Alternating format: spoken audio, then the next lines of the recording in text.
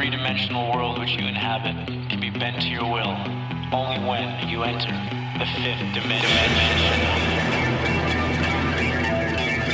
Who do we got here today, ladies and gentlemen? People of the Federation, the trillions out there in the galaxy. We got Jake Wolf, a.k.a. Salmon Daddy, live in the fifth dimension. Absolutely. My friend. Wow. How are you doing? I've been looking forward to this for a long time. Oh, this is exactly what I needed on this this Monday. Well, it's Monday on Earth, right? I think so. I actually lost track of time. Oh, did you? Oh, for a very hot minute.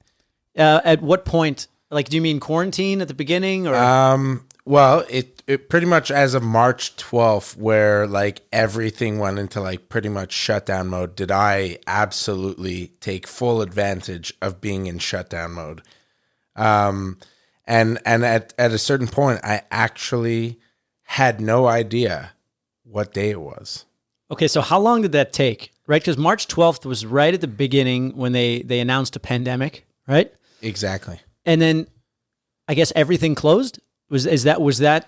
It was a very gradual close. For me, in what I was doing at the time, which was working in my family's business, we shut her down because there was absolutely like nothing going on. There was so many uncertainties that like we just had to go incognito, you know?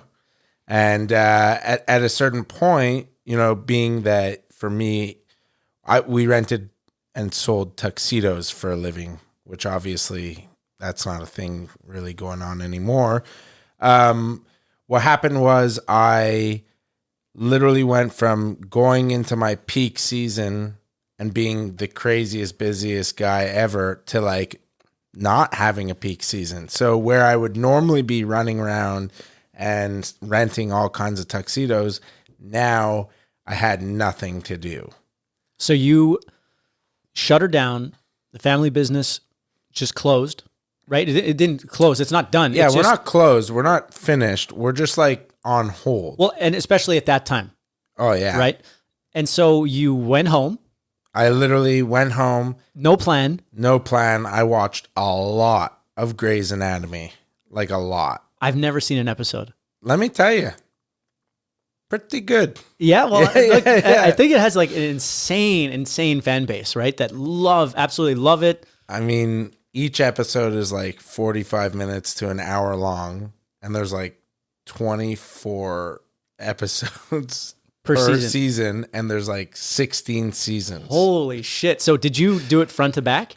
No, I got all the way to season 7, and that was where I had to give up because like at a certain point I realized like what was happening, and I was like, I can't do this anymore. Like it was good while it lasted, but I need to do something. Okay, enter the Salmon Daddy. Enter the Salmon Daddy, because you are the Salmon Daddy. Yeah. But before we get into the salmon, okay, because that's a really amazing story, and I'm a big fan. I appreciate it. But I want to know how you went from being super busy in the family business and then going home and essentially no plan and just shut her down. Was there anything, you know, psychologically going on with you, or were you just like, you know what, the world's taking a break, I guess I'm going to shut her down? I'm a pretty positive guy, and to be quite honest with you, like I don't know why or how. Maybe I'm a genius, or maybe I'm just like super slow. It could go either way. And you know what? Screw and fuck all you that think that I'm super slow, okay? But I've been on the genius camp of you for a very long time. You know, like, yeah. So I think it definitely did take a bit of a toll on me, because for I'm 29 years old, and for the past few years, like a big part of my life was not going out and partying, but going out to restaurants, being around other people, meeting people, and to kind of have that aspect of like social interaction stripped away from you kind of did take a bit of a beating on me. However, being the guy that I am and having a pretty good, strong head on these here broad shoulders. You know what I mean? They're I pretty feel broad. that. They're very broad. They're broad, you know? Broad. Like I definitely like saw and like kind of saw the humor in it, and I was like, wow, this is fucked up. And for a little bit I found different ways to like interact with other people. So I gravitated towards my Instagram story to entertain people. And, you know, at a certain point, like I was baking bread, and like I haven't cooked ever. Like I think I could count like maybe 10 times that I've actually cooked a meal in my kitchen, in any kitchen. Ever. Which is amazing where you're going next, Yeah. you know, but Yeah, which is absolutely which bread did insane. you make? Like sourdough? No, Because everyone was making sourdough. Everyone's like, I don't know where this fucking came Yo, from. it's- Everyone's a sourdough fucking baker now. it's insane how everyone's friggin' making sourdough. And, you know, I used to have this theory that, like, no hard feelings towards anyone, but it's like, I used to have this theory that, like, women that didn't know what they wanted to do with their lives would become makeup artists.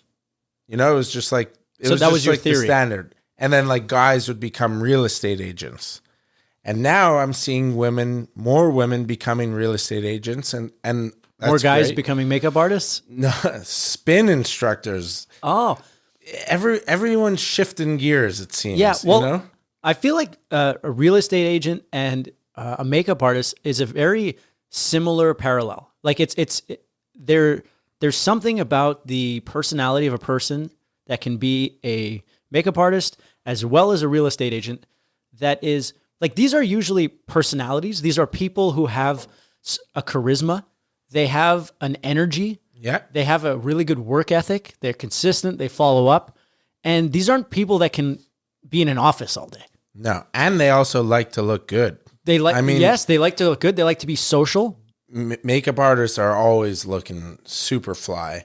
And then as well as real estate agents, like whether they're doing a good job at it or not, they're either wearing a blouse, a suit, a sport coat.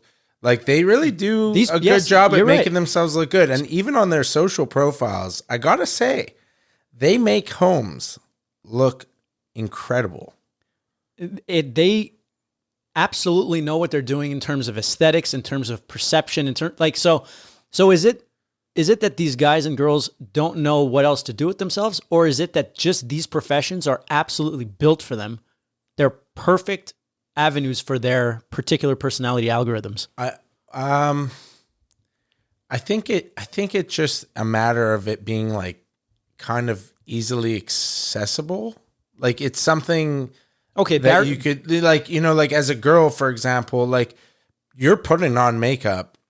You know, most girls are putting on makeup anyways as they're growing up. So hey, like let me learn to do this better and let me do it for other people. You know, well, because people, they want it. yeah. So the barriers of entry are low, but the competition is extremely high. Oh yeah. So Big I time. would say, like in any profession, the best will rise, 100%. and But- so that makes it difficult.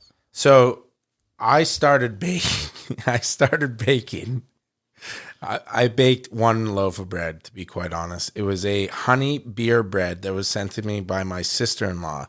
And it was probably one of the easiest recipes that I ever had to put together. And let me tell you, it yielded one of the most gorgeous golden loaves of bread I've ever tasted in my entire life. And it costed maybe like $2 mainly because I got the beer for free at the harvest event. Okay, so you used free beer. Free beer. You said your sister sent you. Yeah. Sister-in-law sent me the ingredients. The ingredients. Okay. Or the recipe rather. And I had already You're excited. yeah. It's okay. I'm tasting. You're thinking that about beer that bread. fucking Yeah. beer bread. Oh my God. And I would, yeast. and my dad would always say, butter makes it better. And let me tell you, butter definitely made that bread better. I my cannot God. disagree It's with a you, man. tongue twister. Yeah, the butter makes it better. Oh my God. And so, did this bread did this activity of creating something new, did it spark something in the future mind of Salmon Daddy? Well, let me like a good friend of mine recently, you know him, Arel, classic, right? Classic. He advised me. He told me that I should take a notepad, which I didn't do this yet, but yet we spoke about it.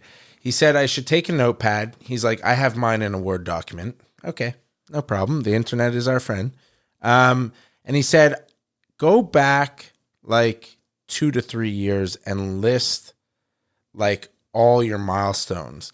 List all your conversations that you've had kind of leading up to what you're doing. And I think this has something to do with your concept of being a time traveler, is like, in a way, you're actually setting yourself up for what you're going to be doing. And when we went back to all our conversations that we had about, you know, me wanting to do something for myself, or me not seeing my opportunity here and wanting to build my own project and my own business, up until, you know, COVID hitting and me taking that leap of faith into something new, whether it be a side hustle or a full-time thing, and then building that side hustle, and that side hustle turning into what will hopefully turn into a real business. And I've always had projects going on, but just to go back and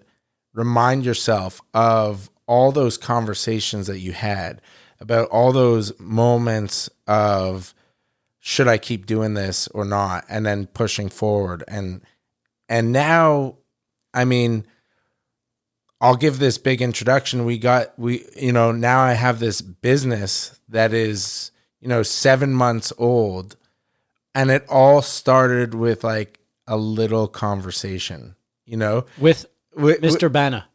Yeah. And let me interrupt just for a sec. Arel, his name is Arel Bana, a mutual friend of ours, is a much more profound character than perhaps he leads on. Oh my God, he's great. I love him. For a guy who, we used to get drunk and wrestle naked. Oh, God bless you guys. And like two barbarians, a Turk, a Greek, just battling it out. And we were very Neanderthal back in the day.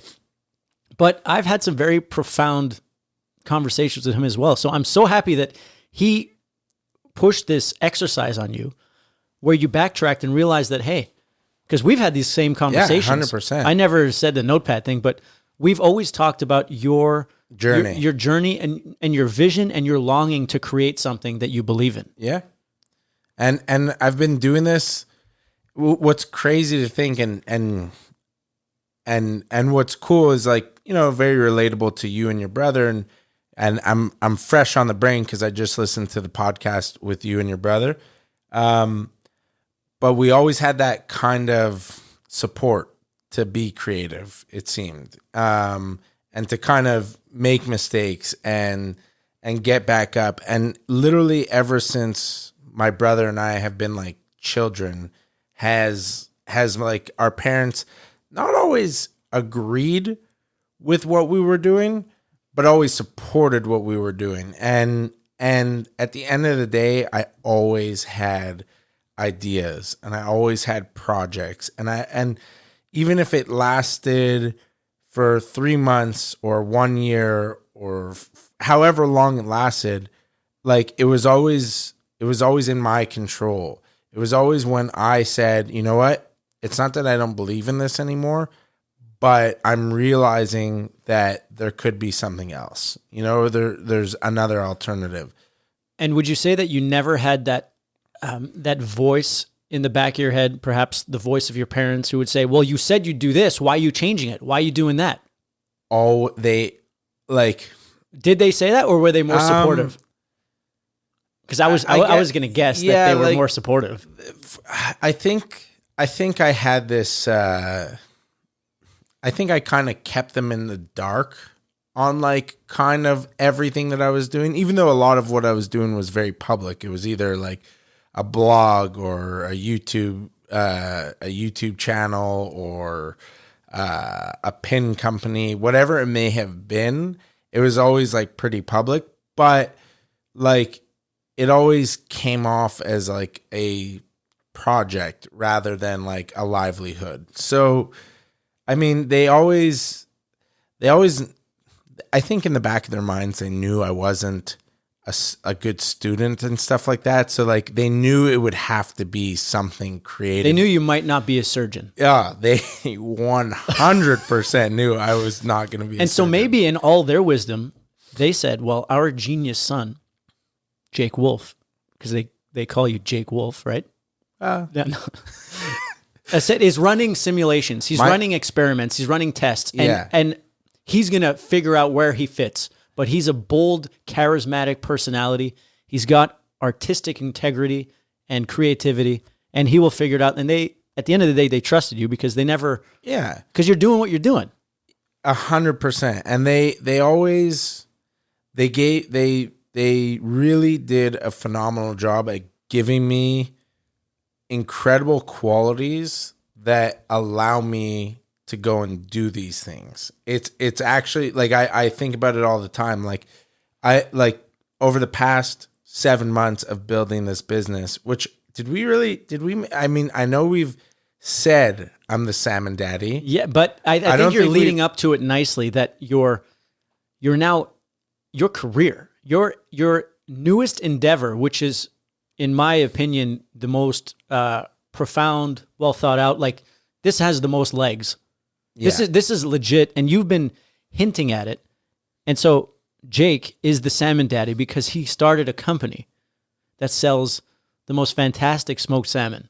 And I'm a big fan, and I know smoked salmon, and it's called Zaidie's. And so I'll allow you to go, obviously, to go into it, but Zaidie's was birthed during COVID. Oh, yeah. And this is my perspective on it. You've had these ideas, and we've had multiple conversations about, trying to figure out where you want to go, how you should proceed, how you should start. But when the rug was swept under you, it's almost like Jake Wolf was put into sink or swim. And the stars aligned, and you committed, and you went for it, and you started a salmon company.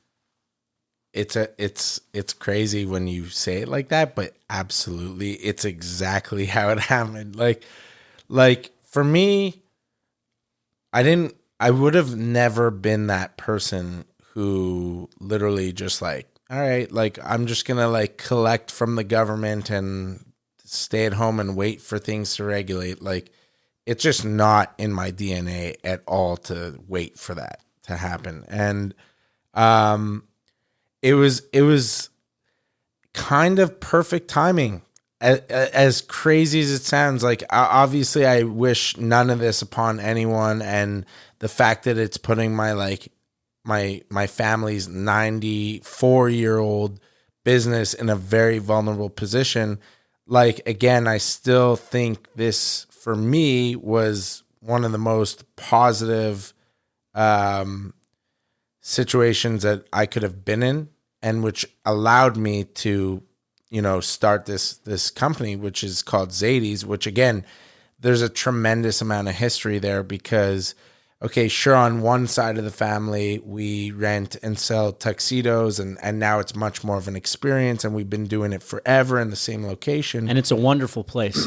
I love it there. Like, for me, I mean, I've been told over the years, like, what am I doing there? What am I doing there? What are you wasting your time for? But like for me, and we've even had those conversations, but like, there becomes like this like connection. There's this connection that you can't escape, and for me, all I ever wanted to do was to give half of what my grandfather gave to the community.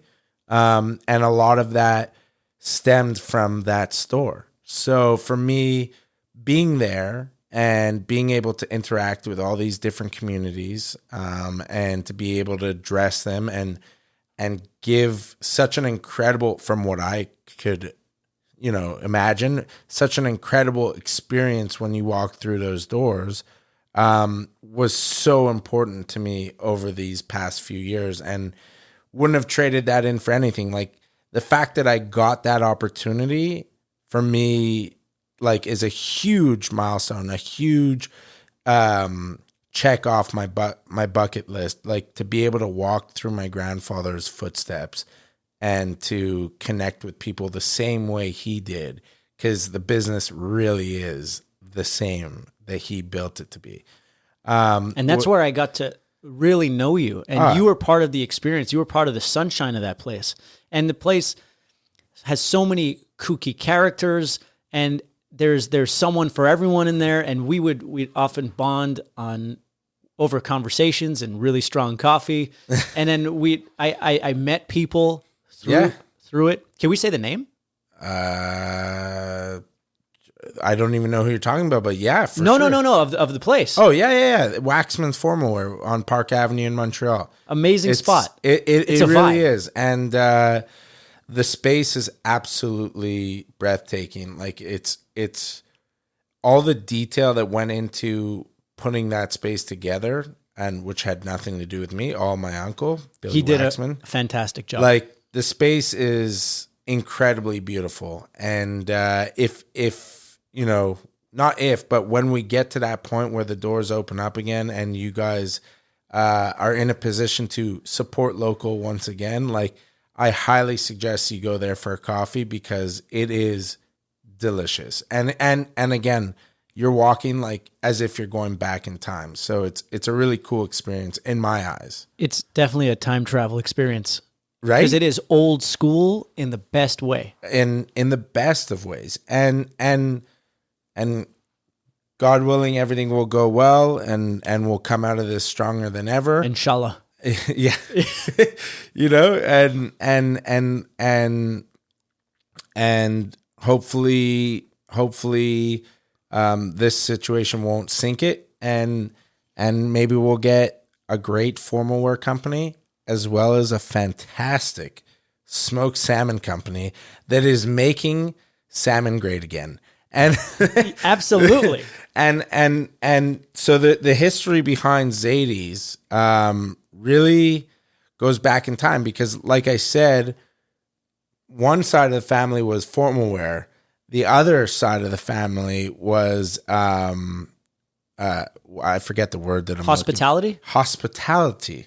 So my great grandparents on my dad's side had a hotel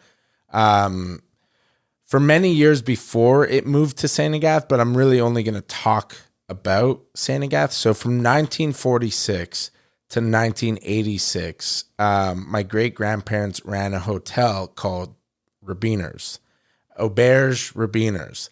And it was like, I don't know how to describe it, but it was like almost like a Jewish getaway for like people in Montreal, whether it be summer, winter, fall, spring, whatever it was. Like they would just go there, and it would be like kind of like a sleepaway camp for adults and children together. Like it's a place outside of your community for your community. Yeah. And like, let me tell you, I've heard a crazy amount of stories there, whether it be staff or guests or both, or, you know, like it was like, apparently it was like a free for all. Okay. So it had a little bit of wildness in its bones. 100%. And so in 1981, my father and his brother opened up a restaurant in the hotel called Zaidie's. Right. So that's where. And so for all the people in the galaxy who don't know, what does Zaidie's mean? Zaidie's means grandfather in Yiddish. So it's like, for example, the grandfather that I was speaking so highly about just before, I would call him Zeta, you know, or Zaidie, Zaid. Okay. For short. Z. Lord Zed. Lord Zed. Sultan. Yes. Nice. Yeah, he was the man. This guy was like legendary. In all, like as a grandchild, he was the man. Maybe to other people, he was like, meh, could have been better, mostly to his family, but like to his grandchildren, this guy was a god, you know, and you know, I like everyone goes through that experience, but I almost like obviously didn't believe when they told me that he had passed away. It was like I'll never forget that night, you know? But again, it brought family and friends close together, and you really got to, that was really the moment when I saw what a man this guy was to the community, not just the Jewish community, but like literally every community within Montreal. He dressed everyone, you know what I mean? My dad got his tux for his wedding Absolutely. at Waxman. I love it. Right? It like Your grandfather dressed my that's dad. what I'm saying. Like he literally interacted with everyone, and his funeral spoke very loudly that was the case, because it was pure mayhem. It was a beautiful thing is what it was. But so Zaidie's was born in 1981 at the Rabiners Hotel up in St. Agathe. A dream within a dream. A dream within a dream. It lasted only 1 year. So famous since 1981, dead in 1982. Infamous. Yeah, infamous. Revived in 2020. Oh, I love it. Yeah. What a story. And you kept the logo, the look. So the logo, because it was epic. The logo we took from the original menu sleeve, which my dad still had lying around. Shout out to Brandon for recreating that, because I tried to recreate it and I did a horrible job, and he just in like 2 seconds was like, all right, let's go. Brandon Harrar, shout out. Yeah. We're going to have him on the pod. Oh my God. I can't wait for that, because he's one of the funniest guys. So funny enough, he's like a brother to me, and his grandfather and my grandfather were best friends, and like, I mean, like also brothers. And we always kind of knew that, but later in life, when we became best friends, it was like such a cool thing. And you know, I'm very fortunate that I got like a few years of being his best friend while his grandfather was still alive, because I always tried to surround myself with people who knew my grandfather so I could get to know him more. So because when he passed away, I was like about 14 years old, and I feel like I was stripped away of like getting to know him. So by working at the store and working with people that worked with him, and or spending time with people that were close to him, I actually got to like soak in the third party vibes. Yeah. As they say. Yeah. And I did. I really, really got a lot more of him being in that environment, which was like such a trip, you know? So Zaidie's is revived in 2020. In 2014, my dad had like mastered this smoked salmon recipe. And I always knew that I wanted to do something with the Zaidie's brand. Like I registered the Zaidie's Instagram account like years ago. Like I always knew I wanted to do something. I always thought it was gonna be I have to burp. So do it, man. It's okay. I was Let her rip. I'm sorry. Don't sorry. be. I always thought that Zaidie's was gonna be very similar to like an Arthur's kind of vibe. Makes sense. But where I would just like exploit my mom and dad's recipes. Cause like for me, like my mom was always the best cook, and like she could make something out of nothing. And like I always thought like, oh, I'll build something one day, like and like give my mom a job, and like she'll make soup, and like people will come in and eat their soup, and maybe she'll make an amazing pasta. Like she's not Italian, but she makes the sickest pasta ever, you know? And so I always thought I was going to do something like that. And then, you know, over the years, people would always ask, hey, how do we get some of that salmon? You know, whenever me and my brother would post that we're making it, we would just be like, nah, like I would love to, but it's really small batch, like just friends and family, you know? And my dad would obviously use it to like give to like clients or like, you know, like just to schmooze them, you know? Do what, as Andy Menaris would say, you do what you can with what you got. Exactly. Right? Exactly. Oh, brilliant line. and so March hit, and I had nothing going on and decided like now's the time. How long, how many episodes of Grey's Anatomy did it take before the idea to take Zaidie's salmon worldwide occurred to you? Pretty much like what happened was people were starting to do things. You know what I mean? Like people were starting to bake bread or make cookies or do things that they wouldn't normally necessarily be doing. And you know, it's always been like an idea to kind of maybe do the smoked salmon thing. And there were a few other people in Montreal that were doing it, but very, very scarcely, you know, like maybe like 2, 3, max 4 times a year. And it got to a point where I was like, you know what? Like I literally like need something to survive.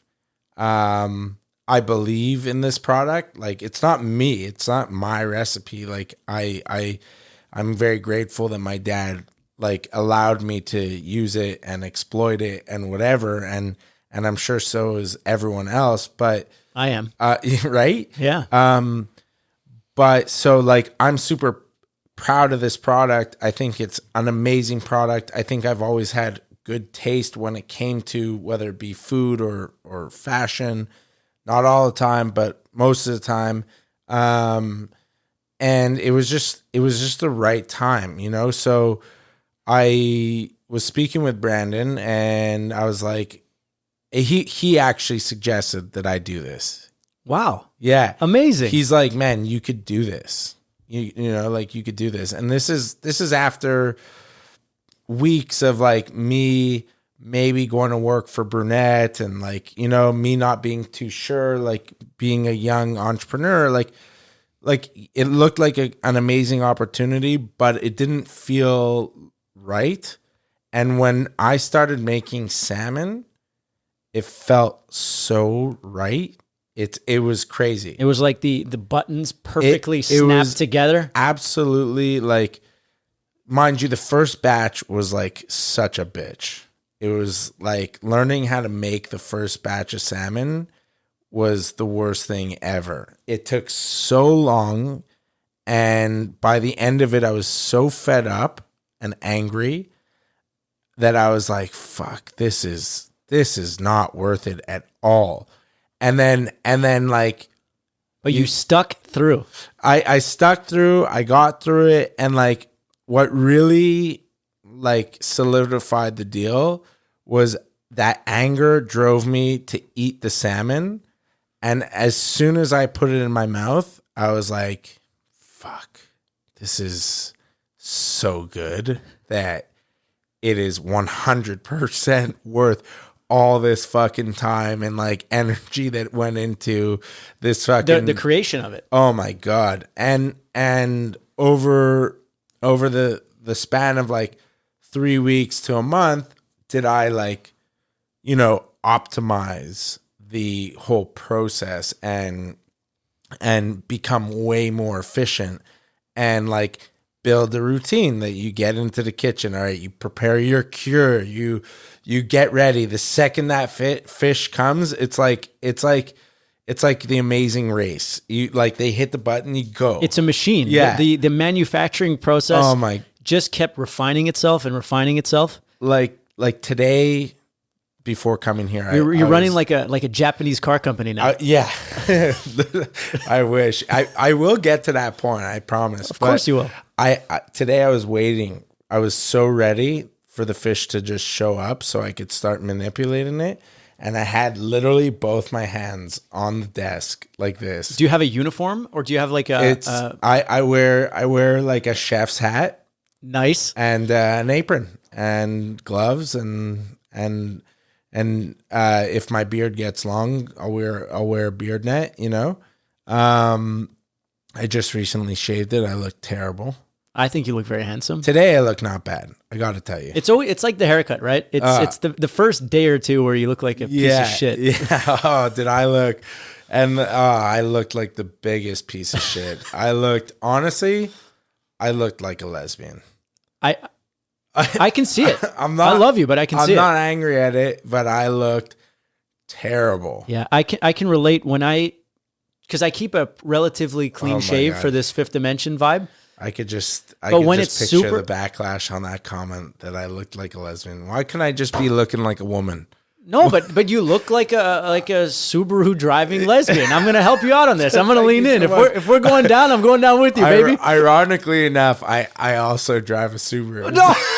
So, So that's gonna go into our next topic, because right before we started recording, you want to talk about your new car. Yeah. But it's perfect.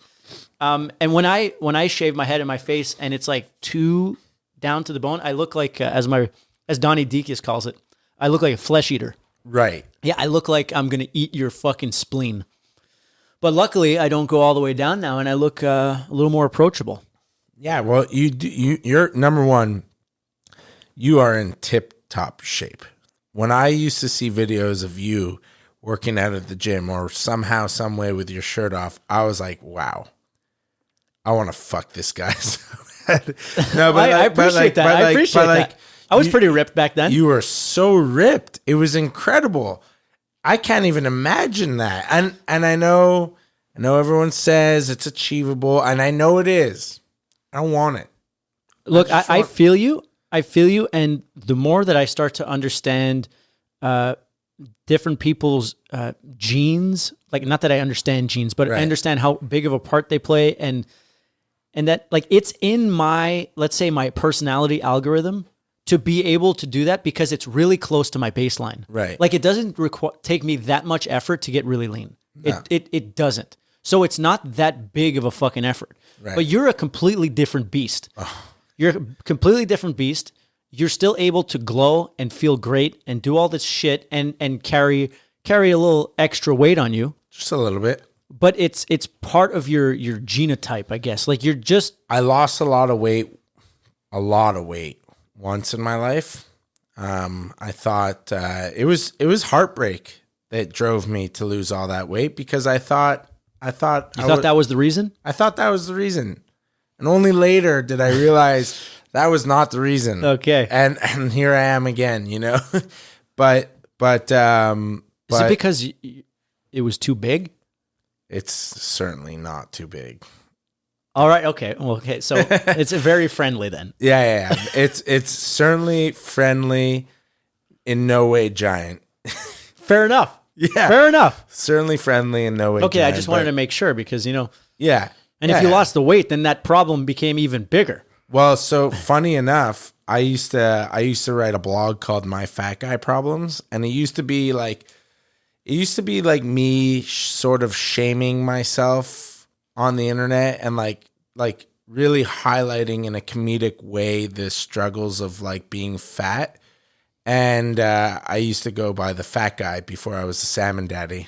I like the Salmon Daddy better than the Fat Guy. Oh, I never knew you as the Fat Guy. No, we only connected later in life. Yeah. You know what I mean? And to be honest with you, I wish I was more present earlier on to participate in those debaucheries that I've been hearing about. Yeah, look, there was a solid 12 years of that. Yeah. But you know what? At the end of the day, that was your life, and this is my life. Exactly. So here we are now, and it's a beautiful thing. Just jumping back, salmon. Honestly, this whole conversation is so funny to me. It's exactly how my mind operates. It is everywhere. Look, I love it. I'm on this ride with you. 100%. We're surfing this wave. We are in it together. Who I feel bad for is I have a lovely person who is cutting up the clips to break it down into sections. Whenever like these kinds of things go, actually, you'd be surprised. It makes more sense than you think it would. For sure. But I'm excited for Juliana to get in there and start taking the notes and piecing this beast together. So back to the salmon. I launched in May of 2020. It started with me building V1 of the Zaidie's website, in which immediately when I shared it with Brandon, he within less than 8 hours redid the whole thing, and it was like sick. And I had started selling salmon before I even ever once made it, which was pretty crazy. So before this first batch that you said was a bitch, yeah, had already sold? Yeah, I sold like 60 pounds. That's I don't know your grandfather, but I feel he would have done the same. 100%. So I sold like close to the first week that I launched it. Like everyone was like, "Oh my God, I got to try it. The hype, you got to be a part of it." So I took full advantage of that.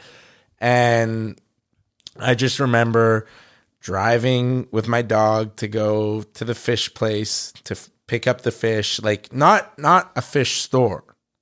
This is a fish place. So what's the difference between a fish store and a fish place? Fish store has refrigerated windows where you like look in and you're like, I'll get a piece of that, a little bit of this, a little bit of that, a little bit of this.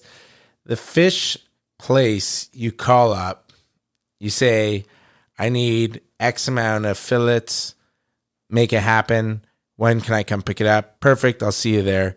You drive to the back of a building. They open up a garage and they put a huge styrofoam box in your trunk, you know? So I pick up this box and I go home, and my dad was very involved because obviously I had no clue what the fuck I was doing. And we did it. And we got through it, and we packaged it up, and we were using like this like tiny little like food saver like vacuum sealer to do it, and it fucking worked, and I delivered was the thing, you know, and everyone got their salmon. And I remember the first time I ever got in my car and I was like delivering salmon to all these fucking people that I've either met or never met in my entire life. And it was right away. I knew, I was like, wow, this is exactly what I want to be doing. The fact that I literally made something from ultimately nothing. I completely manipulated a piece of fish to taste like heaven and deliver it to people, and to get the feedback from people saying how amazing it is, was like, for me right away, I was like, this is exactly what I want to be doing. And every step of the way has been like a journey. And like, you know, okay, the first few weeks was me like getting to know the recipe, and like at a certain point, my dad like stopped helping me because I was good to go, you know, and he let me spread my wings and fly. And then, you know, a few more weeks into that, like when you're talking and networking with people, which is something that I'm good at. You're a fucking natural. You know, it comes to me very naturally. And that's not coming from an egotistical standpoint. That's just me knowing who I am. You know, people started to show concern because there's a lot of rules and regulations when it comes to food. So right away I was like, wow, fuck this. I am getting rid of all responsibility. And I do not want to be liable for anything. So first thing, I incorporated a company. I got liability insurance that, God forbid someone should get sick, that I'm protected as an individual and a business. And then started the next journey, which was ultimately like kitchen space. Like, man, you can't just fucking make fucking hot sauce in a kitchen. Smoke Show. Sorry. Smoke Show. Like, yeah. Our first sponsor. Yeah. Maybe later we'll talk about how, sure. Zaidie's potentially can be a I would sponsor love of to. the MISCHO podcast. 100%. So we'll get to that later when it's sponsor time. But I got to a point where I wanted to like really start looking into what it took to like make this product a legitimate product that eventually I could sell in stores. Like, I'm not talking the Costco's, the IGAs. I'm talking about like small boutique grocery stores within my Montreal community, just to like really start building and gradually getting bigger and bigger. And finally, finally it hit. I found a kitchen space to manufacture out of. I still do it all from top to bottom. So it's all you. Literally all me. Like There's no helpers. There's no nothing. You do it from A to Z. All me from A to Z, and it's gotten even more consistent. Those slices, the thinness and consistency is I'm a huge look. I love smoked salmon, and the weight or the thickness of a piece of smoked salmon can make or break the product. 100%. And I've had good feedback and bad feedback, but that's what feedback's for, right? 100%. What's the bad? What's the bad been? Sometimes towards the end of the batch, your knife gets a little bit dull and you're slicing a bit thicker. It happens. But again, it's artisanal. So yeah. It's made by hand. These hands. These here hands. The hands of an angel. 100%. So so now where I'm at is I've gotten a kitchen. And so this means that you're certified, right? It's made in this kind of thing, and it has a certain accreditation. That's something that goes with it. Yeah, there's still a lot of unknowns for me, but I'm one step closer. The fact that I am operating out of a certified kitchen is one step closer to being a fully legitimate food product. Now in order to run the kitchen, like you as an individual have to have a particular certification, or someone who works in that space has to have that certification. So there is someone present who has it. I am in the process of getting it for myself, which is another step. But you're learning and evolving in a very natural need to know basis. 100%. It's like whenever you cross that bridge is when you will figure out what you got to do. 100%. And because it's infinite. It never ends. It never ends, and it's based off of a lot of times like necessity. Like the fact is, like, survival. Yeah, I need this. It's not like a matter of like I could just take my salmon now and start selling it to stores. Like I could do that, but then I will get reamed by the government because you need to have a proper process in order to ensure the health and safety of your clients and your stores and stuff like that. So I'm trying to like take all the necessary precautions to make sure that product is bulletproof by the time it hits the shelves. And I know you love bulletproof items. Yeah, you're damn right I do. Bulletproof. That's going to be a sponsor in 2022. Oh, 2022. I'm feeling it. I'm so confident, and I actually feel like you'll get there way before. But and now, within the next few days, I should receive back from a nutritional analysis lab to get nutritional facts. So the fats, the proteins, everything. The carbs, we'll know whether this product is good or bad for you. But I could assure you there are definitely omega-3s in there. Oh, damn right. I could see it in you. I could see it in your skin. It glistens. Yeah. So, I mean, so far it's been about 7 months of this epic, in my mind, journey. And, certain milestones like the kitchen, like this nutritional fact.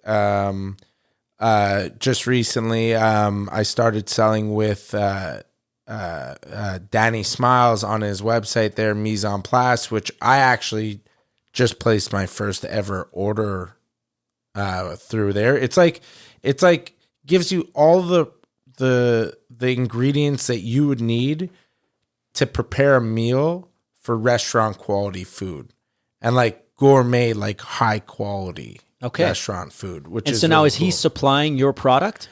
So as part of this, recipe thing, he has what's called the Chef's Market on there, which hosts different, whether it be different brands of product, whether it be chocolate milk from Farinelli, whether it be a latte from Cordova, whether it be I'm gonna screw this one up, but Lupia's, like, it looks like an egg roll, but it's not an egg roll. I don't know what it is, but it's good.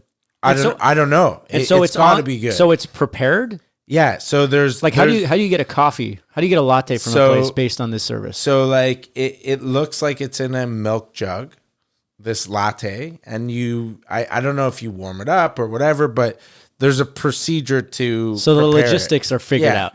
So like, for example, this chocolate milk, like it looks like I could be very wrong, but it looks like a glass bottle that you pour milk in and you just shake it. That's okay.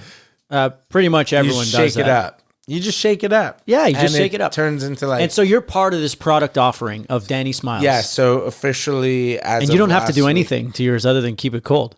No, nothing. You literally crack. It's ready to eat. And they have a lot of ready to eat products in their chef's market.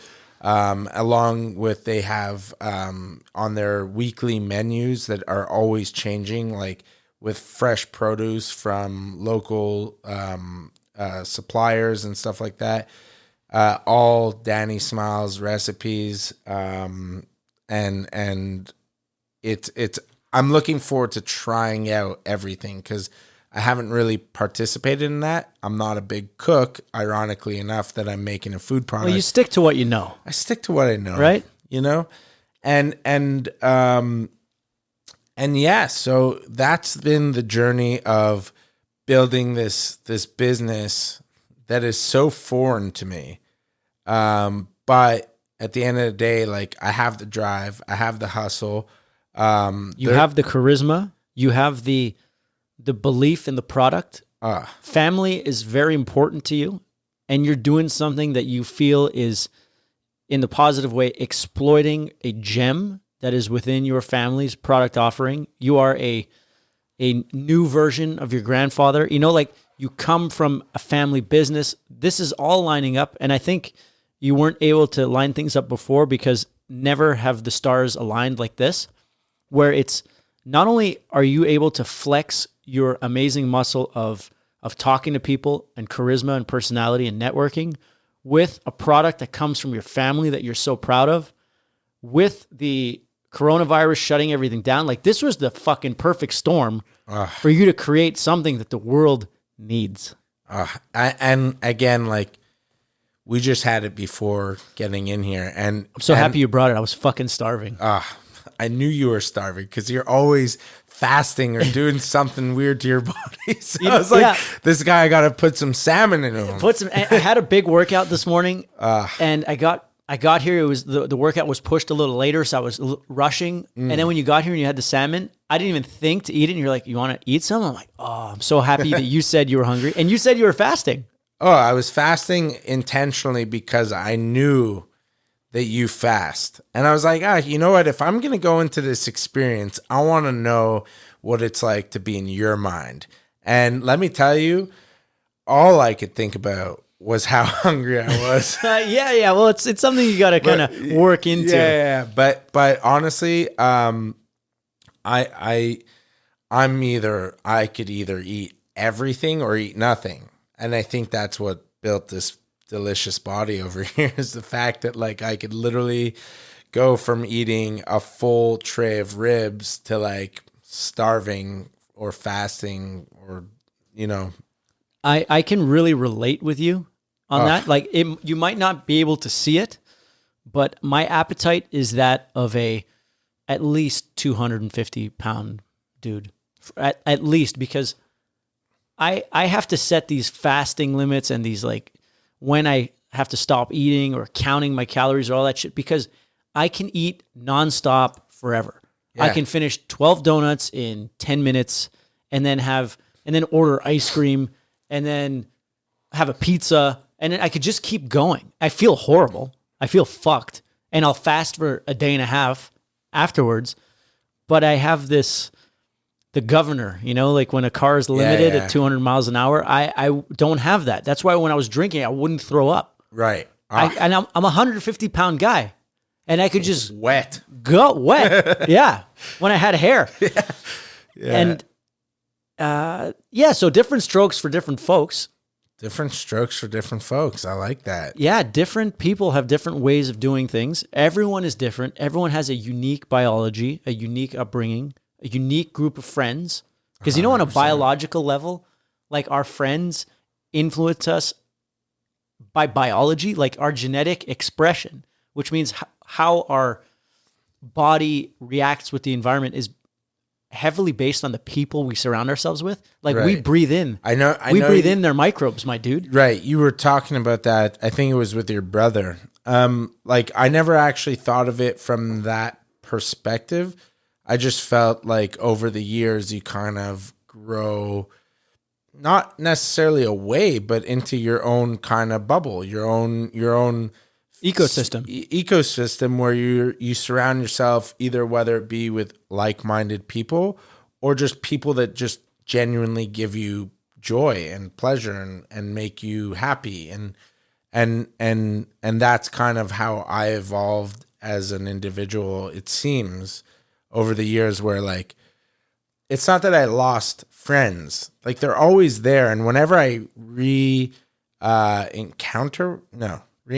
Yeah, when you come across them, when I someone come you haven't across seen them, in a while. and I haven't seen them in a while, and back in the day we were very close friends, like it was as if like no time has gone by, where we became like, where it was like such a pleasure to see you again in like another few months, you know, like, Yeah. and there was absolutely no problem with that because we're both living our own individual lives. We're both doing our own things. And what's been really cool about the smoked salmon thing is seeing how many people that you've connected with over the years supporting you and being interested in what you're doing and wanting to be a part of that. And even if like they don't eat salmon, I've had a lot of people buy it as gifts for people. You know what I mean? And still just want to support in any which way possible,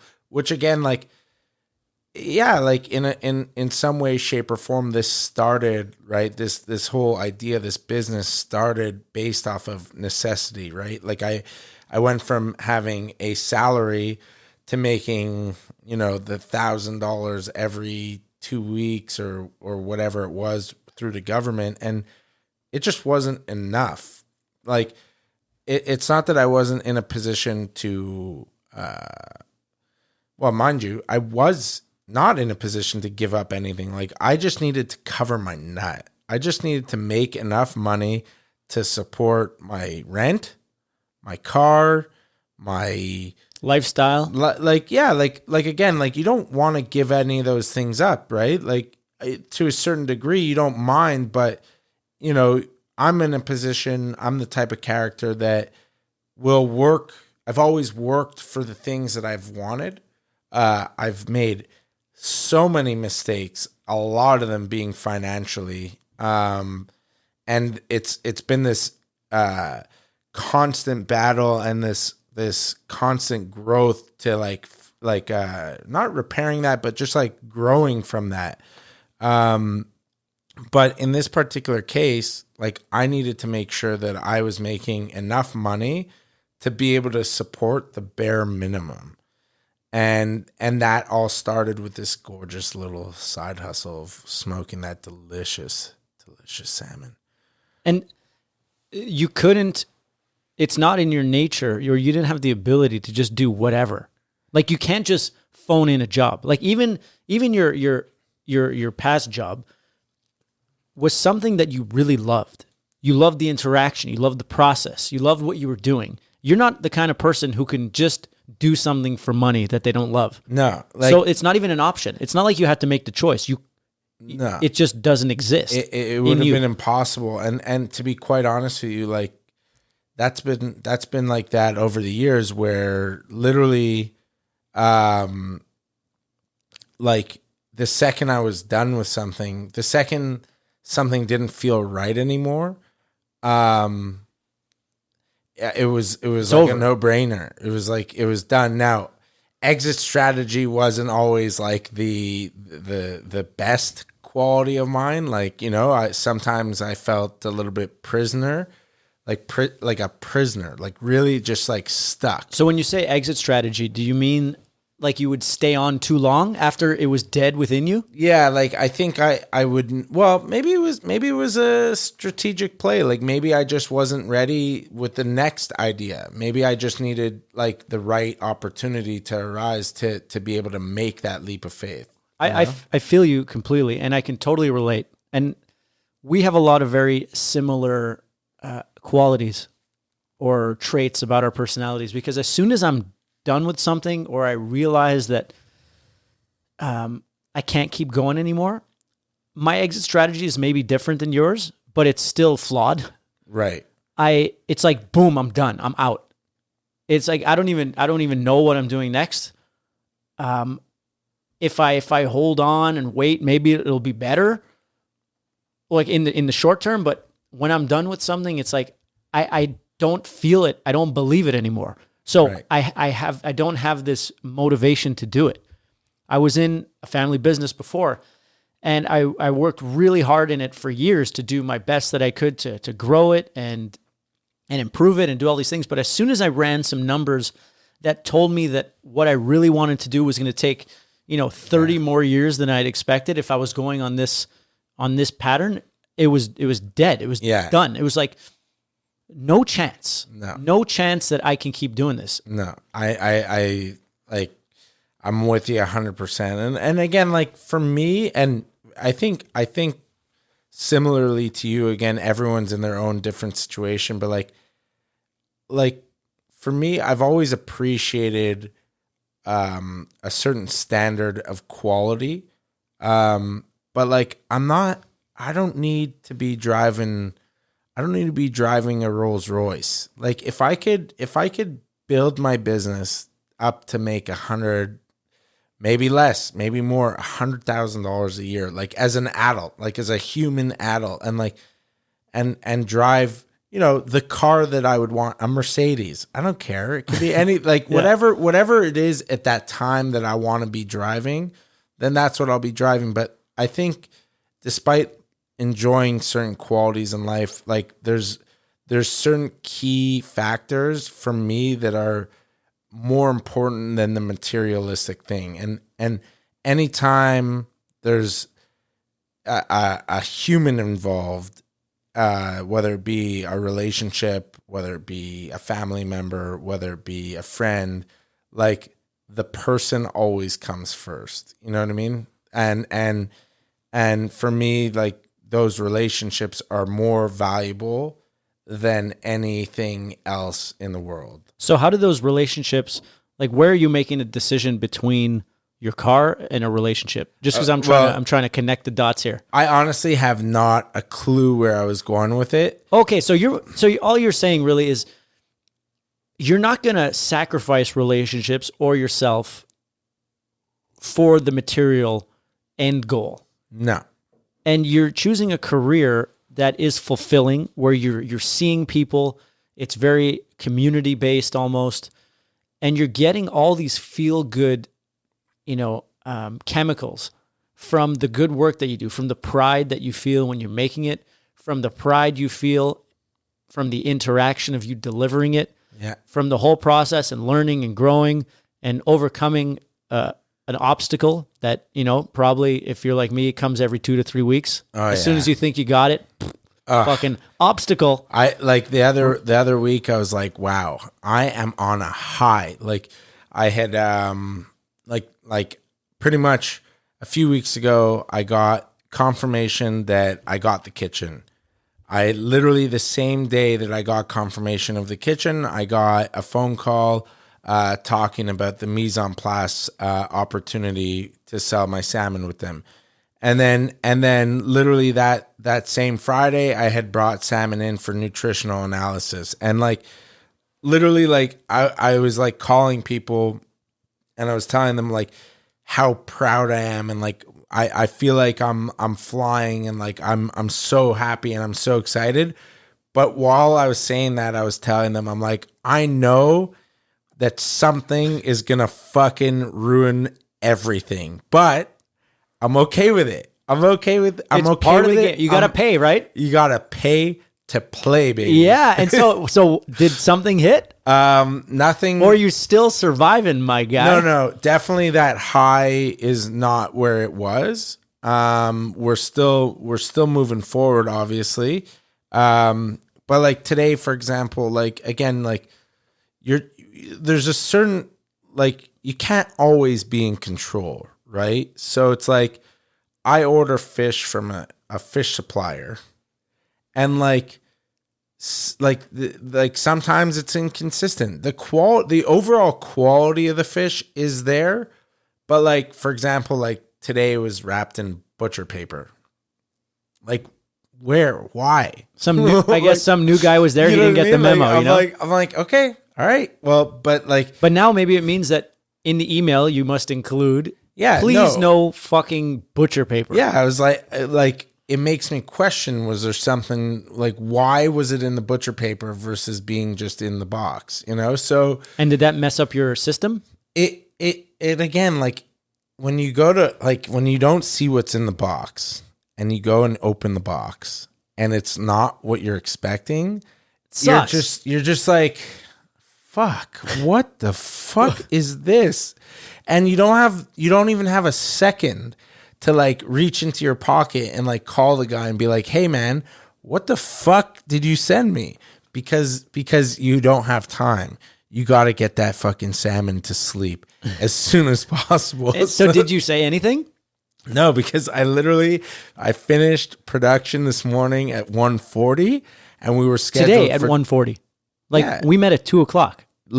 I got in my car at 1:40 on the Carrie and Johnson Law to race over here. Oh, and you never know what kind of fucking traffic that's going to be. You never know. It's the worst. Thankfully, I got here on time.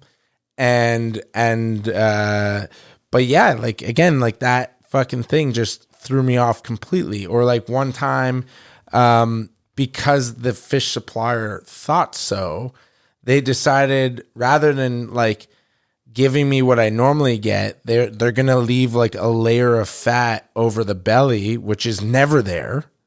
And it really helps keep the fish together.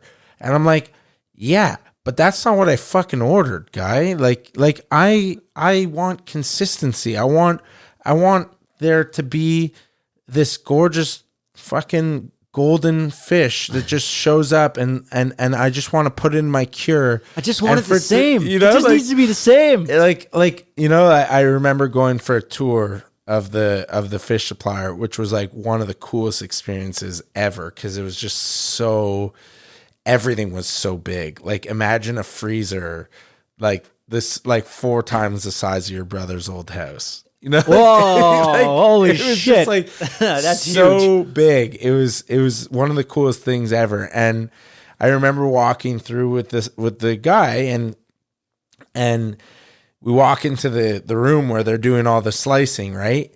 And he just like pulls this little like lever, and the door opens up, and he's like, "Hey, Mikey!" And I'm like, "Who's Mikey?"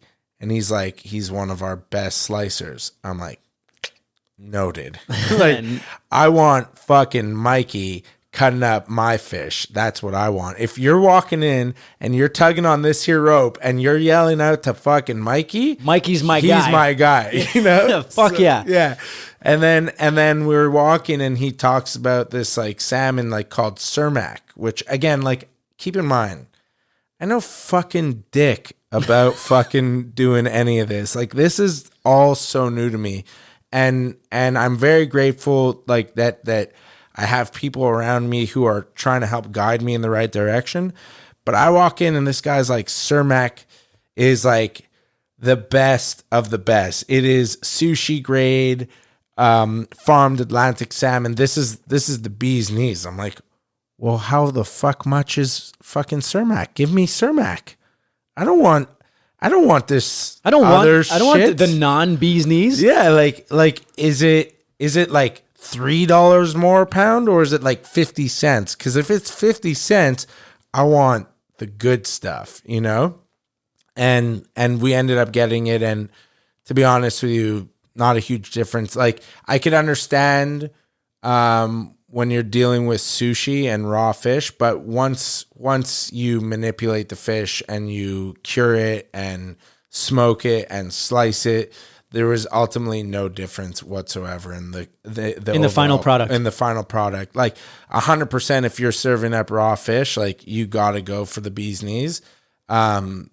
It actually didn't change the quality of the fish at all. Like overall, same. Is that when you gave me a sample of like the new one? No, that there was a fattier one or something. No, because I'm part of the R&D squad. I guess I forget. Was it like a completely different product or was it a different fish? It was different color. Everything, eh? Yeah. I to be honest to you, yeah, it was a long time ago. I like again, like certain. I would have to note it. But I don't really. Okay, but that particular one was not the, what do you call it? The Cermak? Cermak, yeah. Again. Hey, look at you. Right? Now you know Mikey. Now you know Cermak. Yeah. So is Mikey your guy now? No, Mikey is not my guy. Oh. I honestly, like so this story tanked. Yeah, right. But again, like what an incredible experience, like going and actually seeing these facilities, because they're crazy. Like they're very well organized, and of course every corporation has their flaws and stuff like that, but like when you're dealing with like food and especially raw fish, like you got to be like really legit. Yeah. And like man, like the whole facility was washed down. Like I think it was like every 45 minutes or something like crazy, there would be like sprinklers that would wash everything. In this giant freezer? Yeah, everywhere. It was crazy. So again, on this journey, man, like I've been seeing like things that I've never seen before. That you never could have even imagined. No. And again, that was particularly one of like the coolest experiences that I had. Like, man, going in and seeing a huge live lobster tank of like live lobsters. So you say huge. I mean, like how big we talking here? Easily 2 times this room. Wow. Yeah. Which is, I mean, this is probably what, like 350 square feet. Yeah, maybe. You know, so call it 700 square feet of live lobster. Of live lobster, and they just all piled up on each other. Yeah, fucking around. Yeah, they going like this with their rubber bands on. The rubber bands. Whose job is that? To put the rubber bands on? Yeah, who's that ninja? I honestly, again, I would have no idea. But I've never thought about it. It's got to be quick, man. It's got to be quick. Balls of steel. Balls of steel. And so this adventure for you has been a nonstop adventure. You're a guy who needs action. You can't be stagnant. You can't be at home waiting for a check. You got to be in it. You got to make it happen. 100%. You got to be in the juice. You got to have some kind of looming stress. Like, I feel you. I have to do the same thing. Yeah. I started this whole time travel thing during COVID. And let me tell you, I love it. Oh, thank you. Honestly, like I started a podcast. This to me, this podcast is so cool. And I haven't been in a podcast scenario, but I've been on radio before where it's literally like microphone in your face, headphones. Like I've been in this space before. In this situation. Now, what's really cool is that in this very moment, you could fucking say whatever the fuck you want. Anything, baby. Which is like the coolest thing. But when you're on live radio, you cannot say whatever you want. And I remember one time I was just like, we were talking about like dating or something like that. It was like this is on a radio show. Oh yeah. It was a millennials panel. And we were talking about dating, and it was with Dr. Lori Petito. To be honest with you, I'm blanking on what radio station. I think it was on CJAD. And I was like, I could say dick, right, on the radio? And she's like, no, you can't. And like I was live, and she's like, no, you definitely can't say it. I'm like, what about like penis? can you say penis on the radio? Like, what's the limit here? No one's really giving me any feedback here, you know? And that must be so hard to constantly be in this tiny window of opportunity where everything else has to be censored. So all you can really say, how free can you really be? You can't. Right? I mean, again, I think you just have to be very strategic on the words that you use. You know, like my brother's on the radio every fucking morning, and again, like, mind you, he doesn't swear a lot at all. And even like back in the day when he was making music, it was like part of his shtick that he never swore in his music. I think there was like one song where he ever like said the fuck word. The fuck word. Yeah, fuck. Yeah, oh, fuck. I love it. Fellow time travelers across the galaxy. Yeah, fuck. But you know, over the years, like, it's just clean. Yeah. But I think it's like a muscle as well, because there's a lot of, you know, great people in radio. Your brother, as an example. And if you're flexing that muscle every day, you know your parameters and you don't even think about it. So you can be as free as you want. But for us, fools. Fuck.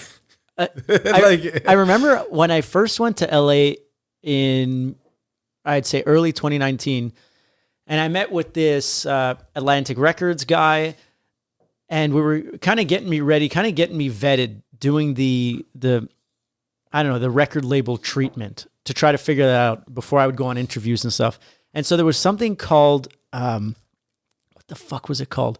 It was like a course, and I had to go meet this lady, and it was about prepping me for media. And like, what are my keywords? What is it I'm trying to say? Right. Trying to craft this persona or my message in a way that would be foolproof for interviews or radio. It was called media training. Okay. And I was just zoned out the whole time. Like, I was not into it. They were asking me about like my dad and me talking about it. And they're like, you should show more emotion when you talk about the death of your father. And in my head, I'm like, what the fuck? Like, why? Yeah, why are you telling me about what emotions I should feel about my father who passed away? Yeah, I'm at peace with it. He's in the fifth dimension. He's with me not only in the spiritual realm, but in my genes on a daily basis. Yeah, he's very much a part of you. And we'll backtrack, I guess, back to the media thing. But with that, as I get older, and the more that I experience things that he experienced, the more I can understand where he was coming from. Right. So let's say when I was first coming into the business, or I was first starting to uncover who my father was, because there is who your parent was from your standpoint, but then when you, like you talked about with your grandfather, you talk to other people, you understand, you see how he did things in business, financially, and then it changes your perspective. Right. It's like, well, I would have done this, or I would have done this, or why did he do that? But as I get older and I start to meet the same experiences that he was met with, right, I'm like, fuck, it is the only move. It is the only thing that you could do. Mad respect, brother. Yeah, for sure. sure. My naive snowflake self when I was 25 didn't interact with the world in like he did, and I didn't have the wisdom or the experience. Right. But as soon as I got to those crossroads, I start to understand that this guy was very smart, very logical, made a lot of sense, and there's just more profound respect as I keep going. And so, what do you want to do? Fucking cry about it? Right. Eat shit. So what did I do? I started at time, and I also told him, like, do you have any political views? I'm like, no, I don't have any fucking political views. I don't know anything. I think both extremes are insane. And I don't want to talk to someone who's on one side and who is not an open vessel. So I'd rather not talk about it. Yeah. What? Like, so it's like all kinds of bullshit. So what did I do? I started reading branding books. And all the branding books said was, do something that is so you that like 50% of people will be turned off immediately when they see it. right. Because only then are you going to actually speak to someone. Because we have this idea that you have to not offend anyone, but when you do that, you end up speaking gray. Right. You're a blur. You're like, there's this song by 21 Pilots called Blurry Face. My name is Blurry Face, and I care what you think. You stand for nothing. That means you can't connect with anyone because you're not even real. Right. So this fifth dimension, the time travel, the uniform, all that shit, it's like, it's me. I love philosophy. I love sci-fi. I love talking about, society, but placing it in the future because it's just more interesting like that. And you offend less people because as soon as you tell someone, I don't believe this, or did you ever think of that? I'm not interested in that. I want people to, maybe I'm contradicting myself, but creating this world already has barriers to entry. So there's going to be fewer entrants, but those fewer entrants will be more into the thing. 100%. I agree with you 100% in the sense that just do what makes you feel comfortable and what speaks to you, in the sense that maybe not everyone will understand, but you know that the ones that will really care will. And exactly. And it's funny because talking about like supportive parents and stuff like that. The other day I was I did a giveaway, the first ever giveaway. I had cracked 1,000 followers on Instagram. Congratulations. Yeah, right. And naturally I did a 1,000 follower giveaway because that's what you do. Yeah. And I was recording for the Instagram story, like me announcing the giveaway. And when I tell you, it took me like 100 tries to like nail it. And even the last one was not even nailed at all. But I you was were just like over it. Yeah, I was like, I have to stop. I have to stop this. But along the way, I saved every version of me trying to do it. And I posted it on my personal social media as like bloopers.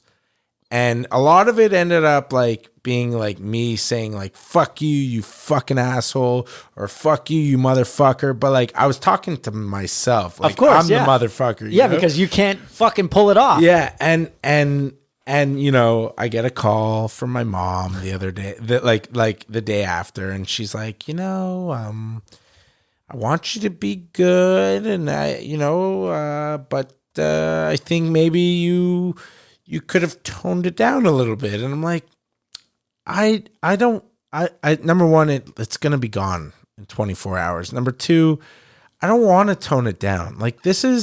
That's me. Unfiltered you. Yeah. Like I remember one time, I posted like a stream of Instagram stories, like maybe like 30 seconds of like Instagram story of me cleaning my glasses. And it was literally just me cleaning my glasses. And an ex-girlfriend of mine was like, we were dating at the time. She was like, what are you doing? Like, why are you posting this? And I'm like, like I just you wouldn't get it. Yeah. Like I want to be able to post whatever the fuck I want. As stupid as it may be, me just cleaning my glasses, it just shows I'm just exposing my neuroses to fucking make sure my glasses are clean. And it's funny to post something so moronic. What's it to you? Well, like I know what it is same with moms, same with potentially girlfriends or ex-girlfriends. They don't want to be attached to someone who is going to perhaps tarnish their image. Right. And at the end of the day, it's like, this is it, man. You're signing up. Yeah. You're in or you're out. Oh my God. And that's your soul speaking. Have we spoken about that ever? Either you're in or you're out? Because I'm a huge believer in that. I mean, like, well, I think it's the only way. It's the only way. And obviously there's a certain limit where you got to like, build up that trust and that comfort and stuff like that before you could determine whether you're in or you're out. But at a certain point, there comes a time where it's like you've dedicated so much time and effort towards something. And I'm not just talking relationships. I'm talking about like every move. And it gets to a certain point where you have to make that decision, like whether you are fucking in it or you're out. because otherwise you are just wasting time and time, even though maybe in your eyes, I mean, we're time travelers. Time is, though, one of those things in our current situation, being human beings, like it's something that we can't really get back. No, I'm with you. That's the whole thing of time travel, is to be able to go outside yourself and look to see if you're wasting time. Right. And if you have the ability to put your ego aside and say, this no longer serves me, time for a new road, that, my friend, is what you're talking about. And that's time travel. Oh my God. And I love it because I like the fact that I was like almost going to be late was making me anxious because for me, despite probably you blocking off the entire afternoon for this of course, gorgeous event of two wonderful mind-bending experience. Like just good vibes. Like I there was like obviously a little bit of comfort there, but I didn't want to be late. Like I hate being late for something. Because you don't want to disrespect the other person. Because I don't know if you have something going on afterwards. I don't want to make you take extra time. I don't want you to be me waiting for that salmon to get delivered. You know what I mean? You have other shit to do. You know, maybe not in this case. I totally agree with you. But time is one of those things that you could just never get back. So if I'm wasting someone else's time, it's one of the worst things you could do to anyone, in my opinion. Yeah, I agree. And often there's times when you have to make difficult decisions or have difficult conversations. Yeah. Let's say you realize that, let's say you can see that perhaps this thing is going to waste not only your time, but the other person's time. But the act of putting that out there is tremendously difficult. Right? Because we're dealing with change, fear, egos, and it's never a pretty thing. Confrontation. That's what separates the men from the boys. I'm not very good. The women from the I'm girls. not very good at confrontation. However, through life experiences, what I'm learning is it's very important to just be super transparent, which I am typically very transparent, but being very transparent with a decision as promptly as possible. So it's like if for example, like this week, I'm not going to order from this fish supplier, but I'm going to order from that one. I'm going to make sure that I let the fish supplier that I'm not ordering from know, like, hey man, no hard feelings. I'm going to order from someone else this week, or hey, don't expect an order from me. Just to make sure that they know, like that you didn't forget about them. I think that's huge. That's massive respect. Yeah, and to be honest with you, it's not something that I have been good at. It's something that I'm getting way better at. But over time, like what I'm realizing is, ultimately speaking, you don't really owe anybody anything, and you don't really owe anyone an explanation. It's okay to be selfish. But as long as you have respect for people, then you should be covered. Like everyone's got to do what's best for them. Whatever decision you make, whether it be right or wrong, you're going to live with that and you're going to grow from that.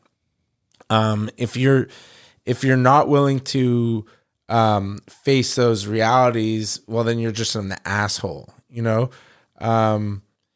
But really, it's really important that everyone get an opportunity to learn from their mistakes, and the ability to forgive and to recognize that was a moment in time, that doesn't necessarily represent who that person is, but rather the fact that it's going to help them evolve into someone that they will become is a huge thing. So that ability to understand and have an open mind towards someone is huge. Yeah, because I feel like we put a lot of pressure on ourselves to want to protect And maybe we don't want to make that tough call because we feel like it's going to hurt the other person.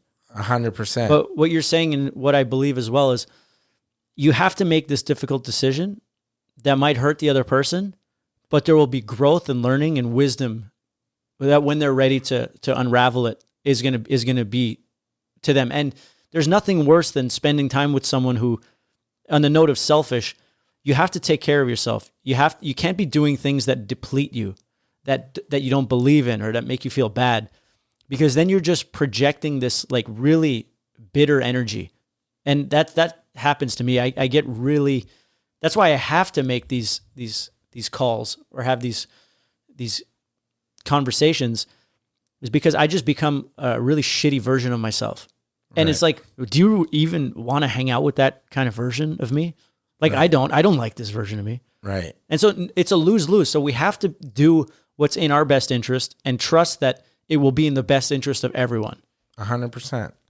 It's, we're on this fucking journey, man. We're all like, everyone is on their own individual journey.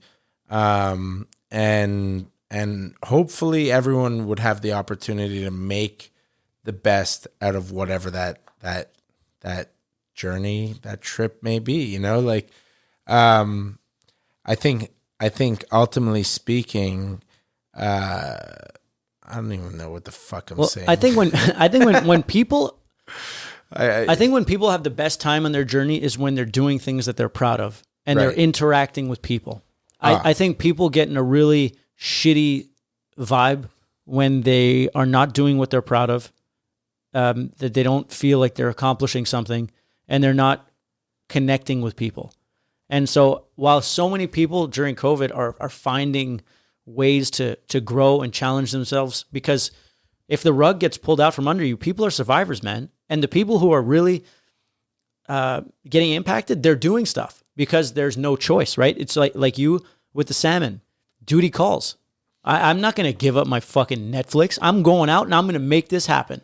100%. But it's always the people who live in the gray zones where it's not great, but not bad, but enough where there's no disaster, there's no rock bottom. So they're in this gray zone. Right. And that's a really toxic place because it's secure.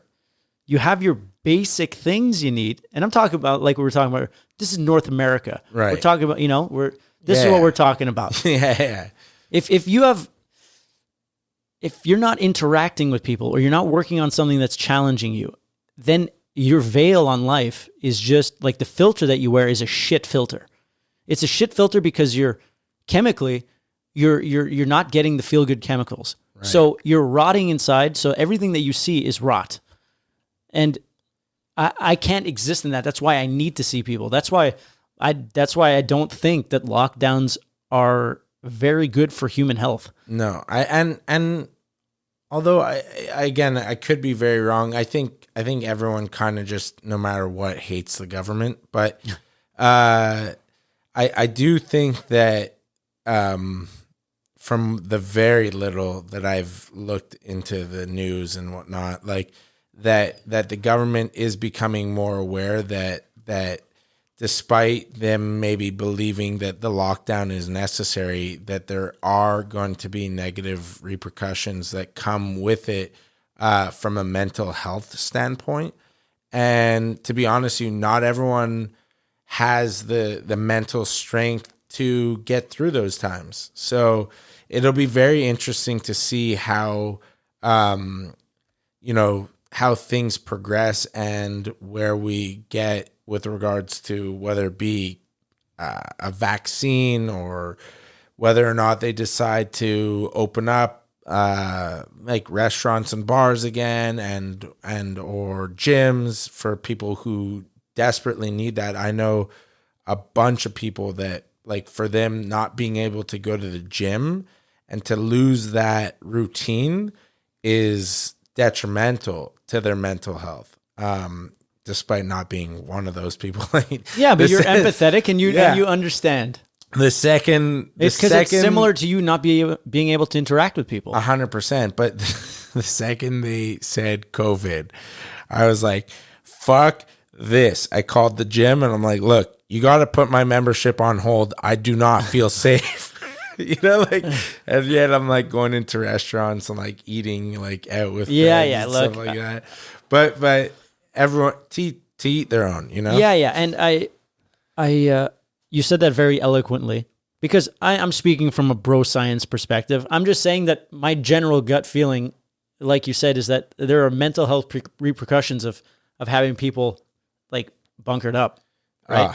Yeah, like again, you know me. I'm a social gal, you know. I know you. I like going out. Man, like I when I'm single, I love dating. Not even forget the sexual side of thing, but just like again those interactions of being with another person that you want to like kiss, you know, and I've kissed many guys, you know, like me and Dave Rose, we used to, whenever we would see each other, we would just kiss each other on the mouth. Hey, that was just our thing, you know? But like losing those interactions, not feeling comfortable to literally go out like, and either be with friends or to be in a space with other people and or to like go on dates. For me, like, that's like, what the fuck what am I to do? And that's, and like Grey's Anatomy or start an empire. Start an empire. You literally sexual transmutation. You use that sexual energy to create the beast known today as Zaides. God. And in the year 2137, let me tell you, Zaidie's fucking huge and diversified. Let me tell you, so huge. It's gonna be huge. but yeah, like, again, like I was just recently at I know in one of the podcasts you mentioned Fairview, which people like. Shout out Point Claire. Shout out Point Claire. Like, obviously, for the hundreds of thousands of people listening to this, like, they have no fucking clue. Trillions, come on. Trillions of people, you know, like, fucking. I was at a shopping mall. I was at Carrefour Laval shopping mall, and recently, okay, I was going to the Apple store. I had an appointment there, and funny, I just went to the Fairview. To the Apple store because it was my mom's birthday and I bought her some chargers and I was in this fucking line. Terrible line. Forever. Right? Yeah. But I was looking at like all the passerbyers, right? While I was in line, I was like, I see what's going on here, but this is actually quite genius because they're letting people into malls freely.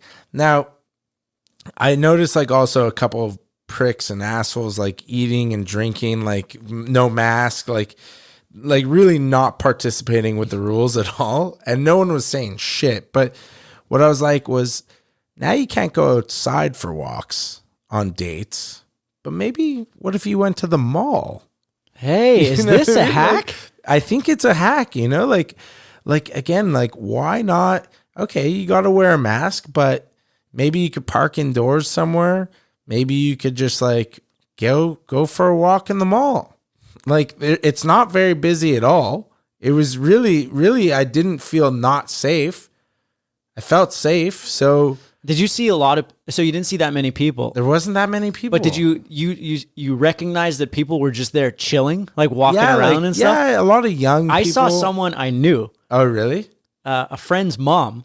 Okay. And she was in there doing her steps. No. Hell yeah, brother. She was just fucking And she was a doctor. Wow. Good for her. I was like, fuck yeah. Yeah. 100%, man. I was like, this is genius. What's going on here? Like, I can't believe it. You know what I love about old people? Tell me. They don't give a fuck. Well, what they do is they don't voice their opinions out in public and stuff, right? So they just make it seem as though they're playing along, but they just do whatever the fuck they want. It's crazy. They do. My grandmother is 90. She has been out and about the entire time. It's so crazy. And, you know, she was at the beginning, like right at the beginning when it's like masking, we really thought like it was zombie apocalypse. She was going to the fucking grocery store, no mask, like doing whatever. My grandmother too, actually. Like, she just wanted to go to work. Like, she's my dad's secretary, and like, that's legendary. She's a professional solitaire player, is what she is. But, okay, but she answers the phone great. Hey. Look, so she was just like, "What do you mean I can't go to work?" They don't give a fuck. No, and they don't even, they're wise enough, I think, to know not to, because us young people, we always want to voice our opinions. Oh, you can't do this, or you should be doing that. They know that nothing fucking matters. No. And they just do whatever the fuck they want. And they go home and they watch Jeopardy. Rest in peace, Alex Trebek. Oh my God. Terrible news. I know. It's the way she goes. It is the way she goes. He brought a lot of joy to a lot of people. 100%. And his vessel, you never would have expected that show that nobody can answer fucking anything brought so many people joy. Crazy. He's just had a warm demeanor about him, you know? Look, I actually don't even know who the fuck you No, I'm just kidding. Okay. But I'm terrible with pop culture. You could ask me anything about anything. Yeah, but music. The show wasn't based on pop culture, though. It was like... No, I know, but I'm just saying like... Oh, Jeopardy as a pop culture I'm just saying like, whether it be a TV show host, an actor, a musician, an athlete, whatever it is, like my brother wanted to start a YouTube show where like it was like a talk show where like people would ask me questions about what's going on and I would just not be able to like answer anything. Like for example, like name 5 NHL like Canadians hockey players from like when they were born to like where they are now. Couldn't do it. I just can't. Well, I couldn't fucking do that. What do you mean when they were? Because I'm saying like from when the Habs were born, like when the Habs were first created. So you're saying 5 all players time. from of all time for the last 100 years. You can't name 5. I'm sure you can. Let's do this. You can. Okay, well, obviously Saku Koivu, number 11, my favorite of all. All right. The fucking guy was a survivor. He did it all. He was the nicest. That was it. All right. I love Saku. Come on, we got George Laraque. Fuck yeah, George All Laraque. PK Subban. Here we go. Look, that's an easy 3. Let's think about a goalie maybe. I'm sure you know one. You know for sure. Fuck me. Yeah, you know, dude. Come on, we got 2 left. Look, I know this is where famous goalie. This is where famous won Stanley Cups. Terrible. I know. Oh, come on, you know this. Come on, we're gonna do it. We're gonna do it. We will get it. We will get it. Carey Price. Oh, okay, yes. And all you have to do, and one more, like you for sure know, like this guy is in the same league as like Lemieux and Gretzky. I like for this goalie. For example, I know this is I could say You're 80% there. I know, but I could say, and I would believe it. I could say Jacques Villeneuve. And I know it's not at all. I know he's a Formula One racer. Okay, yeah. But I'm just saying, I could have said it and be like, yeah, for sure. That name sounds exactly it could be a hockey player. Yes. No, you got one more. You got this one for sure. Oh. Yeah, come on. Crazy goalie. Okay. Or come on. I feel like I'm getting like 50% of his name right, but let's go. It's either Maurice Richard. Hey, you got your 5. Is that 5? It's not a goalie, but that's 5. I was going to say Patrice Richard. There was a Patrice Brisebois. Patrice Brisebois is exactly. But the goalie I was talking about was Patrick Roy. Oh. You knew that one for sure. Yeah. Now that you tell me, I remember. That's a big one. But look, you did it. You did it. But I totally get it. Yeah. I can't name any fucking sports, any athletes. No, eh? What is your sport? Besides for gym? Formula One. Yeah. I recently I haven't watched any races ever in my entire life, but I started recently following them on Facebook. Who the fuck goes on Facebook? I know. What right? are you, 90? It's like one of the only things. I go on Facebook for 2 reasons. Number 1, 3 reasons. It's gonna be spicy. America's Funniest Home Videos.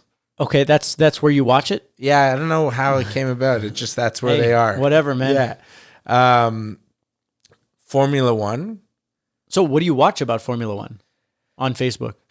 They do like a lot of highlights and like a lot about. I'll recommend something after. What's his name there? Richard Lewis. No, not Richard Lewis. Lewis Hamilton. Lewis Hamilton. Richard Lewis. I'm so sorry.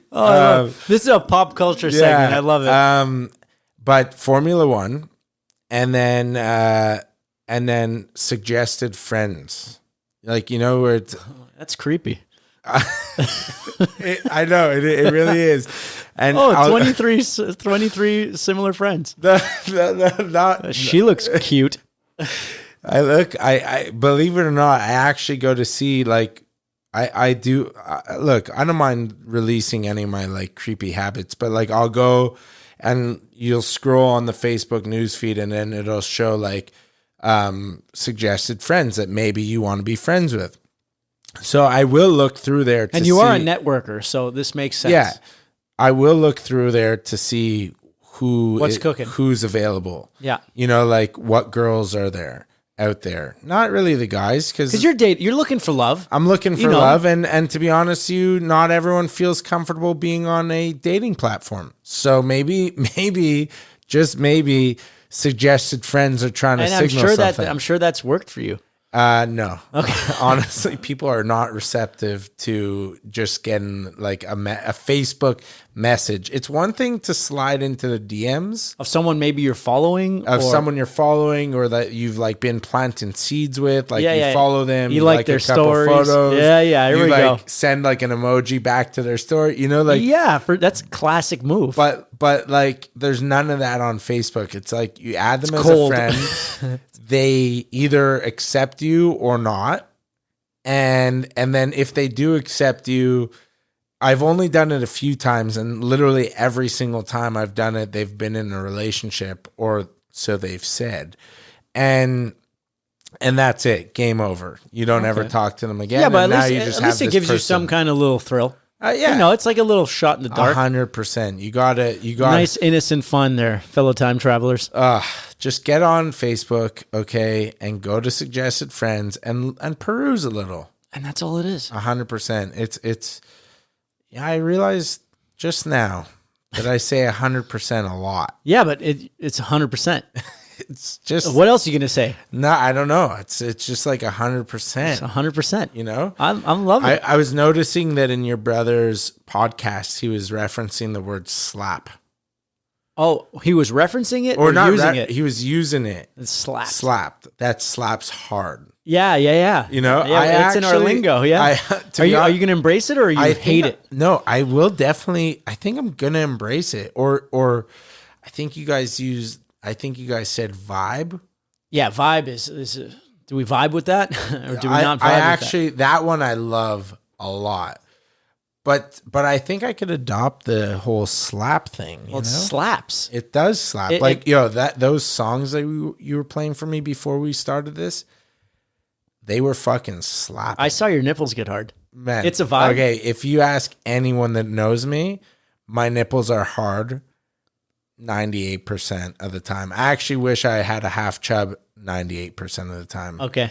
But that's a different. That's a whole other different story. No, but actually, my hand was on your thigh, and I felt it. Look, because that's what I do to test the songs.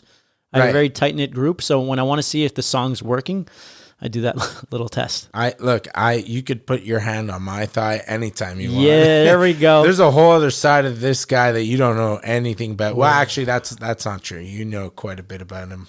About me? No, about me. Oh, yeah. Oh, I'm sure there's a whole other side about you that nobody really knows about, but the mystery is there. There's maybe there's a little mystery, but for the most part, I like to. This is the best way to learn about someone. Right. Is to see how they tick, and then little stories come out. Like with the Dave Rose podcast, there was a lot of old stories, old drunk stories. I was literally in the kitchen waiting like this for my fish to come, like this, just waiting, like for the buzzer to hit, and so I could start production. And I was listening to those stories, and like literally, I laughed out loud. I lulled. Dave's a great storyteller. He's a phenomenal storyteller. Great presence, just like you. He honestly, I actually look forward to going, and I didn't even realize that there was video. I'm going to go back and watch the video because I'm curious to see if he was stiff. No, man, he was loose. He was animated. He seems like a guy that would be loose. Maybe he was grabbing the mic, and I'm nervous to touch this thing. Oh, no, you can move it around. Yeah? Yeah. Yeah. Look at that. Oh, yeah. Fuck, yeah. Right up there. Fucking look at this. Yeah. Whoa, that's what it's meant for, man. But yeah, go. Oh, no. Keep going. Dave Rose. he was telling great stories, and it made me reminisce, like, and think back to my days, which outside of being a shit disturber, like, I never really partied like the way you guys were describing it. I never did drugs, neither did my brother.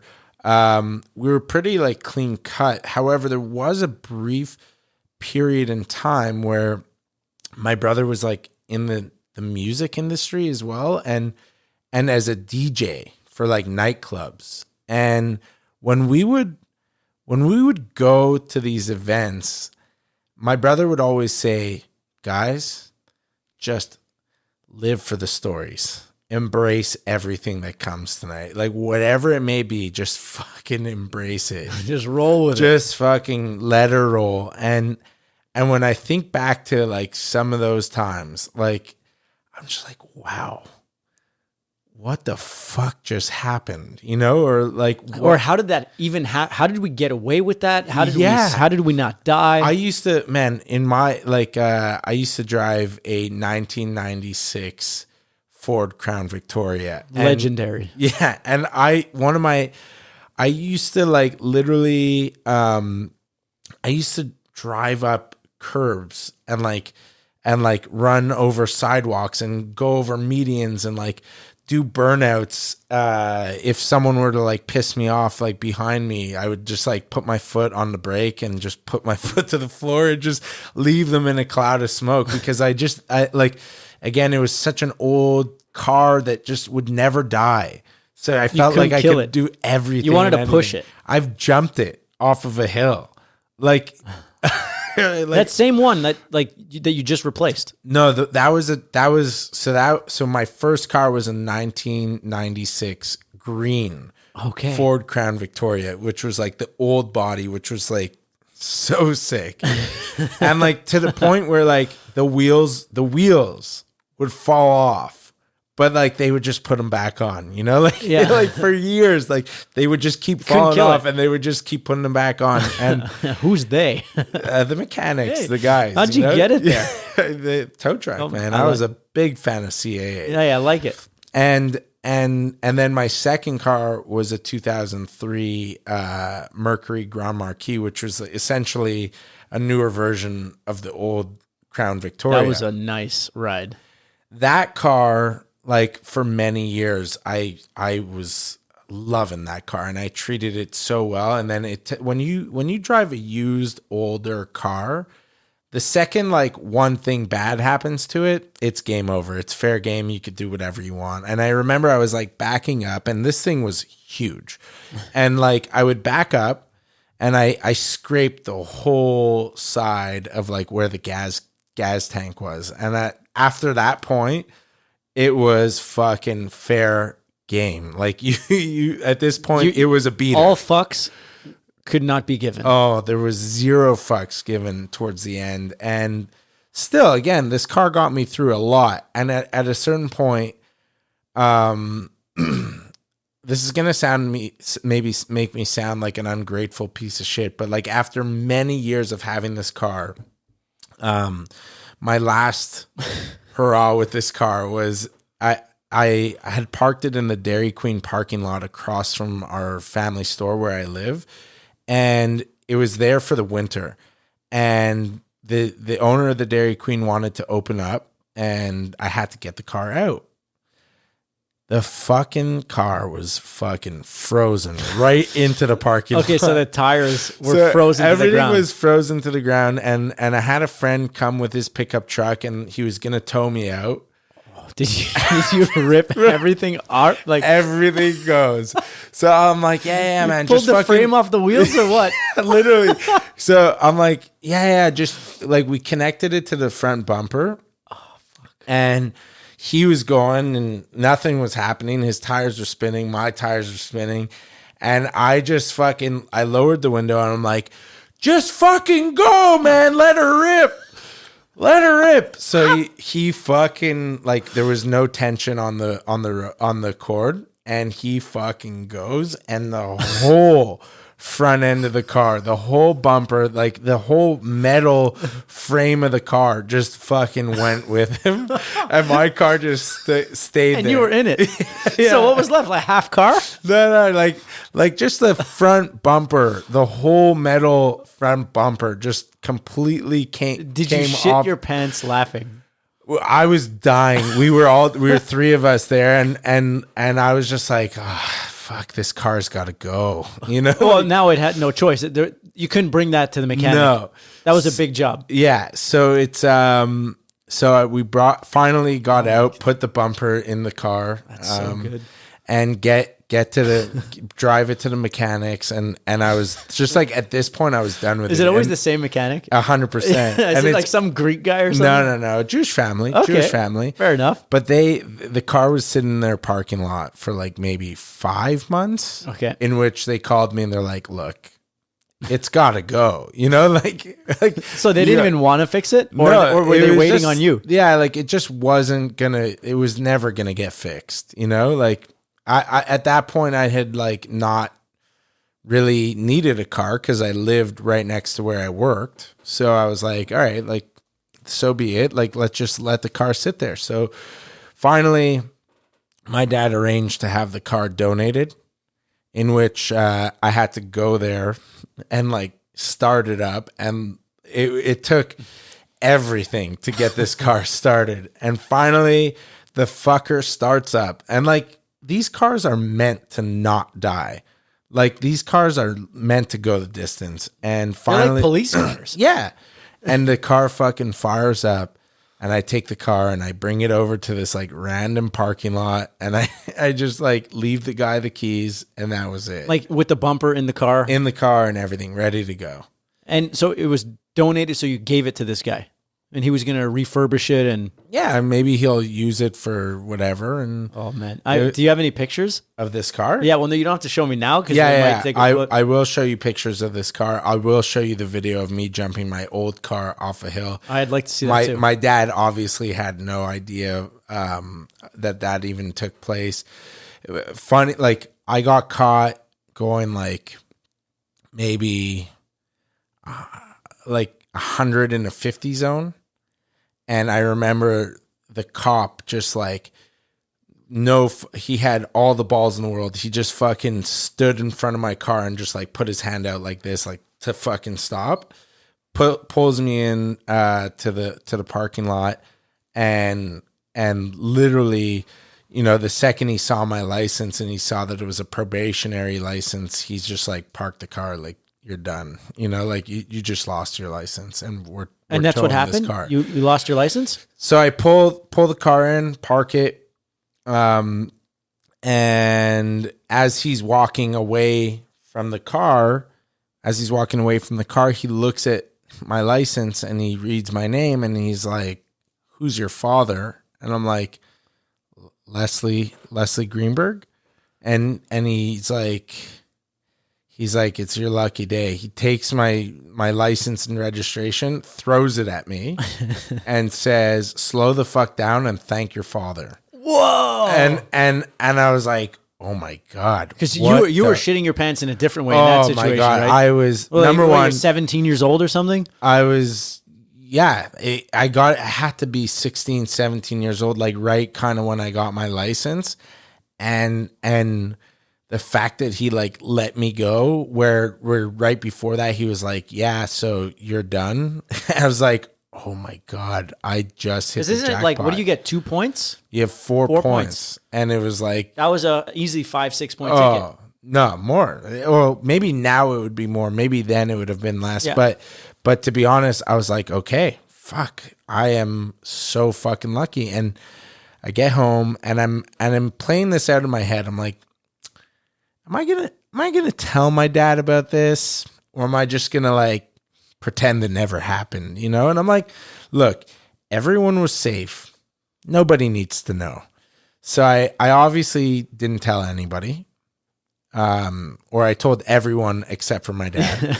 Except for the guy that got you out of it. Yeah. And of course he bumped into the cop, And he says, "Oh, well, had a little bit of a run-in with your son the other day." And I'm like, fuck me, like, and then my dad calls me. He's like, "So I bumped into so-and-so, and he told me you guys ran into each other." And I was like, "Look, I just want to say everyone is safe and that lessons have been learned. Okay. Like we're all good. Everyone's good. We're safe. Let's just be happy We're that safe. we're, it's safe." This was a net positive. Yeah. and he was definitely not thrilled about that. Did he give you the gears a little bit? He gave me the gears.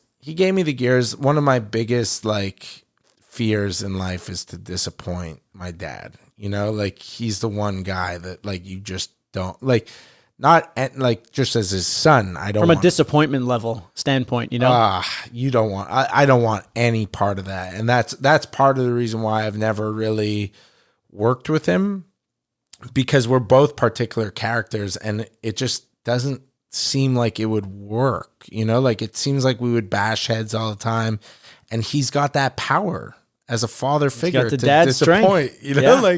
Just like older brother strength. No matter how big or how strong you are as the younger brother, you'll never have that older brother strength. You know what I mean? It's a weird science. I don't know what it is. Yeah, it's some weird, deep-rooted psychological thing.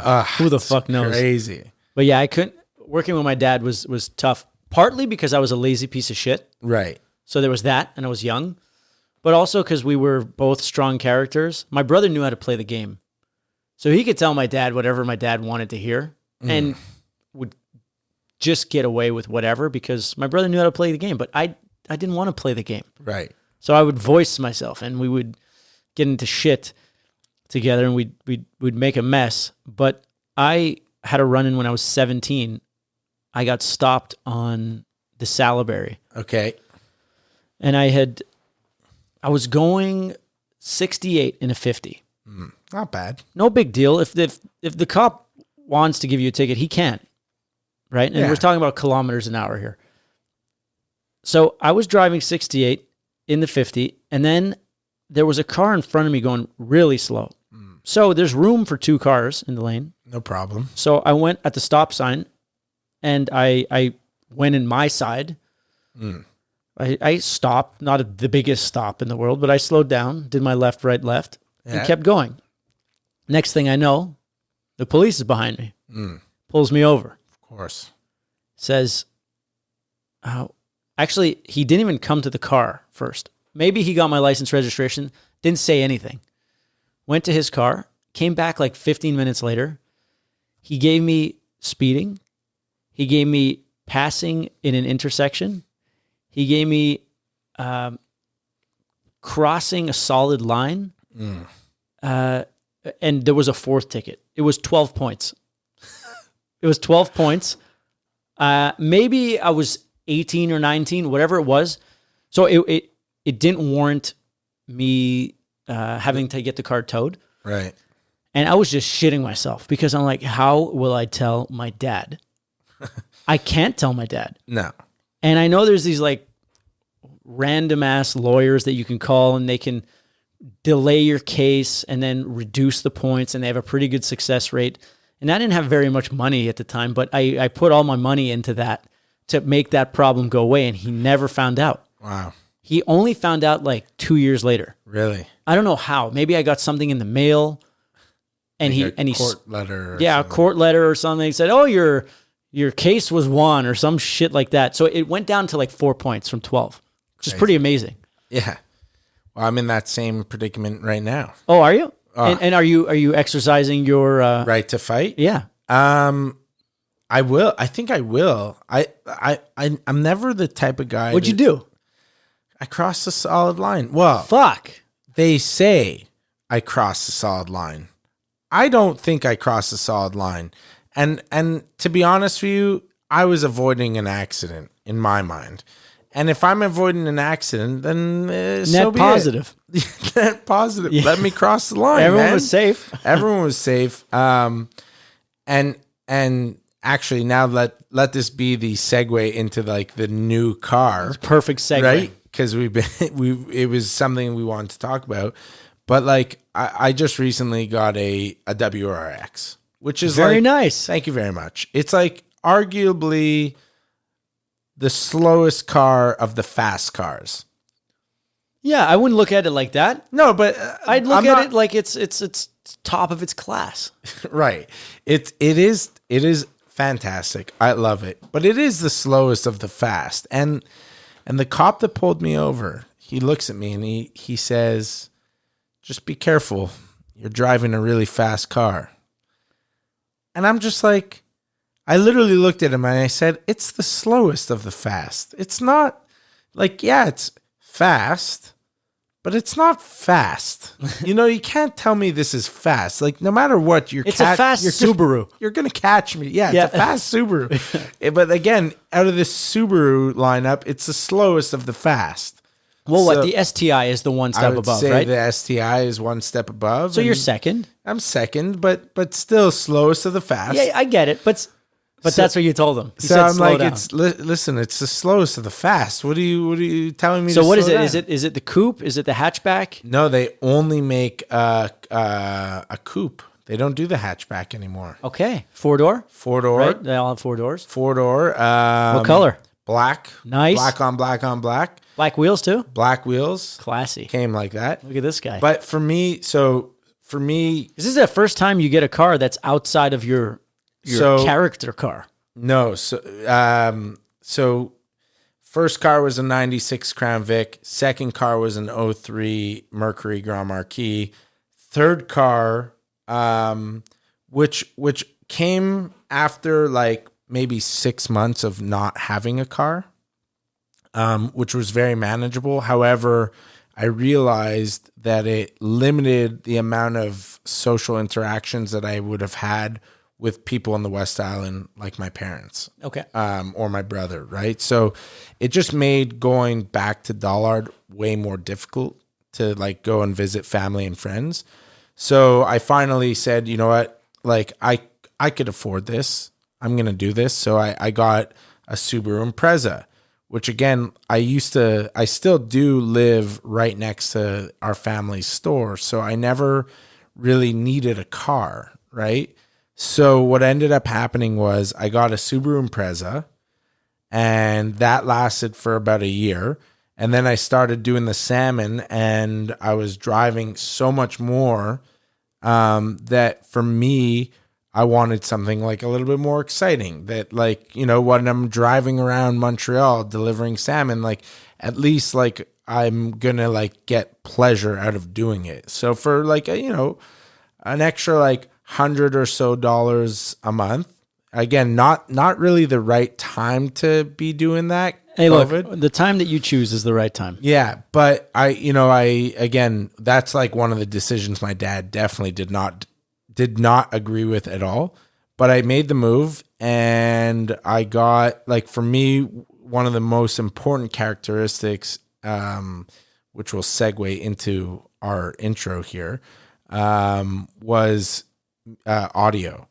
Like for me, like making sure that the sound system in the car was as good as whatever I could get it to be. Yeah, that's was so there. important. More than speed, more than look, more than anything. Like mainly because a lot of my driving was later at night because again I wasn't optimized, and I would go from my parents' house in Dollard to my place in the Mile End, and typically it was like anywhere between 8 and 1 o'clock in the morning that I was going there, and getting on the highway, opening the sunroof and blasting music that just like put you in such a vibe slapped so well. It slapped. That's a vibe. That is a vibe that like, slapped. You put them all together there, baby. But again, like a true pro. Something that I look very forward to now, and I've done it before. Like again, I'll be honest, I don't always listen to your music. Not that you expect me to, but there are times where I'll have friends release new music, such as yourself and or like Matthew Chame. And when I get in the car and like a friend releases new music, like it's such a good experience for me getting in a car and just blasting the music and it being good quality sound. Like that to me was like so important. That and 4-wheel drive. I totally agree. There's nothing worse than that. When I had my Prius, the fucking sound system sucked ass. Oh my God. It was brutal.